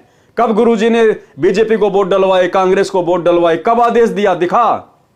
ये बोल नहीं पाएंगे आने वाले समय में भाई और बहनों, बोल नहीं पाएंगे। ये मान बढ़ाई तो कुकरी यानी कुतिया के समान है, यानी बिना इज्जत का कार्य है। परमात्मा के दरबार में इज्जत ना रही तो वह आत्मा गली की कुतिया के समान है, जो पाखंड करते हैं, अन्य को नीचा दिखाते हैं, उनकी यम के दूध छाती तोड़ते हैं, यानी बुरी मार मारते हैं। दुर्वासा ऋषि लौटकर राजा अम्बरीश के दरबार यानी राजभवन में गया। मरता क्या न करता, अपने ज्ञान को त्याग कर अपनी गलती मानकर कहा कि आप तो मेरे ईश्वर हो, मेरे प्राण आधार हो, दया करो, मेरे प्राणों की रक्षा करो, मेरी पीठ पर कृपया भरा हाथ रखो ताकि मेरा दिल शांत हो, कलेजे को ठंडक पड़े, मेरा भय समाप्त हो। सुदर्शन चक्र को मेरे सिर पर शांत करके रखो। मैं आपका नौकर बनकर आपके दरबार में सदा रहूंगा। मेरे जीवन की रक्षा करो, मेरे प्राण बख्शो तथा भक्ति का दान दो। ऋषि दुर्वासा की दशा देखकर अम्बरीश हंसने लगे और प्रसन्न चित्त से ऋषि दुर्वासा से बोले कि हे देव ऋषि जी, आप तो मुझे प्राणों से भी प्रिय हो, मैं आपका दास हूं। अम्बरीश ने सुदर्शन चक्र जो आग की लपटें छोड़ रहा था, हाथ से पकड़कर शांत करके दुर्वासा को अपने पास बैठाया। दुर्वासा के ऊपर मेहर की, कहा कि भक्ति भाव से रहा करो, मान बढ़ाई में जीवन नष्ट ना करो। सुकर्मी पतिव्रता के अंक की वाणी नंबर 112 से 115 का सारांश। जब परमेश्वर कबीर जी ने ऋषि दुर्वासा जी से स्पष्ट कह दिया कि आप अम्बरीश के दरबार में जाओ, वे क्षमा करेंगे तो आपकी जान बचेगी, अन्यथा काल सिर पर नाच ही रहा है, तब ऋषि दुर्वासा को भीड़ी धरती हो गई, यानी धरती छोटी पड़ गई, यानी संकट में गिर गया और विचार किया कि मेरी ही गलती पाई। इसी प्रकार अंत में सतलोक आश्रम मैनेजमेंट हरियाणा को, जो वर्तमान में अहंकार में अंधा होके ये देख ही नहीं रहा कि परमात्मा की यथार्थ भक्ति कहाँ है, मर्यादाएं कहाँ हैं, साथ संगतियां क्या हैं, हम उन साथ संगत वालों के साथ में ऐसा बुरा बर्ताव क्यों कर रहे हैं। अंत में सतगुरुदेव भगवान के मुख कमल से जब इनको सुनने को मिलेगा कि भाई गलती तुम्हारी ही है, और इनको भी एहसास होगा कि हां हमारी ही गलती हुई है, यानी संकट में घिर गया और विचार किया कि मेरी ही गलती पाई। सुदर्शन चक्र पीछा नहीं छोड़ रहा है, अब तो राजा अम्बरीश ही पीछा छुड़वाएगा, वही जीवन दान देगा। राजा अम्बरीश बोले कि हे दुर्वासा देव जी, मैंने कुछ नहीं किया, आपने जैसा किया उसका फल ही मिला है, इसमें मेरा कोई दोष नहीं है। ऋषि दुर्वासा ने निवेदन किया कि मेरी रक्षा करो, सुदर्शन चक्र को शांत करो। राजा अम्बरीश ने सुदर्शन चक्र को शांत करके ऋषि को पकड़ा दिया, बोले कि ले तेरी मिसाइल, फिर गलती न करना। तब ऋषि दुर्वासा के जान में जान आई और अम्बरीश को आशीष दी कि धन्यवाद, आप विद्वान हो, महापुरुष हो। अचला के अंक की वाणी नंबर 133 134 का भी यही अर्थ है, दुर्वासा तथा अम्बरीश की सत्य कथा का सारांश। तो भाई और बहनों, आज की वीडियो में हम केवल इतना ही लेंगे। इन कथाओं के माध्यम से हमने शिक्षा साथ साथ लेकर चलना है। अगर हम इनको पढ़ते चले गए, सुनते चले गए, अपने जीवन में इन शिक्षाओं को लागू किया नहीं, तो इनको सुनने और सुनाने का कोई फायदा नहीं है। तो भाई और बहनों, हम भगत हैं, संत हैं, गुरुदेव ने हमारे कुछ लक्षण बताए हैं, गुण बताए हैं। हमने अपनी मर्यादाओं में रहकर, अपने परमात्मा से डरकर, भक्ति भाव से चलते हुए हमने इस काल के लोक में गुरु आशीर्वाद से विजय प्राप्त करनी है। यानी हमने हर स्थिति में ज्ञान को आधार बनाकर एक भगत के लक्षण अपने ऊपर धारण करके गुरुदेव को प्रसन्न करना है। अगर मोक्ष प्राप्त करना है तो सीधा सीधा पॉइंट है कि अपने गुरु को प्रसन्न रखो। आपकी किसी भी क्रिया से गुरु दुखी ना हो जाए। जिन बातन से गुरु दुख पावे उन बातों को दूर भगावे। हमने उन कर्मों से हमेशा दूरी बना के रखनी है जिन कर्मों से, जिन अमर्यादित हरकतों से हमारे गुरुदेव नाराज हों, रुष्ट हों, उनको चोट पहुंचे। तो हमने तो मोक्ष प्राप्त करना है, इसलिए तो हम इतना सब कुछ प्रयत्न कर रहे हैं। और यदि हमने मर्यादा तोड़ दी, भगत के लक्षण धारण किए नहीं, दुर्वासा की तरह हो गए, सतलोक आश्रम मैनेजमेंट हरियाणा वालों की तरह बिहेव करने लग गए, तो फिर क्या बनेगी हमारे साथ में। अंत में किया कर्म तो दे देगा परमात्मा, राजा बना देगा, महाराजा बना देगा, देव बना देगा, लेकिन मोक्ष तो नहीं हुआ। मोक्ष नहीं हुआ तो फिर 84, फिर ये कष्ट, समस्याएं यूं की यूं खड़ी रहेंगी। तो भाई और बहनों, हमने तो हर हाल में सहन करते हुए आगे बढ़ना है। जैसे हमारे गुरुदेव भगवान एक भगत की भूमिका करते हुए सबकी गालियां, सबकी मार पिटाई, सबके लांछन, सबके व्यंग, ताने, जेल सहन करते हुए निरंतर भक्ति मार्ग पर आगे बढ़ रहे हैं। हमने भी उसी प्रकार से अपने गुरु के भक्ति वाले जीवन को देखते हुए निरंतर आगे की ओर बढ़ना है, नीची गर्दन करके अपने आप को मृत जानकर, तब गुरु हमसे प्रसन्न होंगे। तो भाई और बहनों, आज के वीडियो में केवल इतना ही। कल रात्रि 8 बजे फिर से सभी भाई बहन लाइव जुड़िए। तब तक गुरुदेव भगवान हम सबको आज्ञा दें, इजाजत दें, आशीर्वाद दें। बंदी छोड़ सतगुरु रामपाल जी भगवान की जय हो।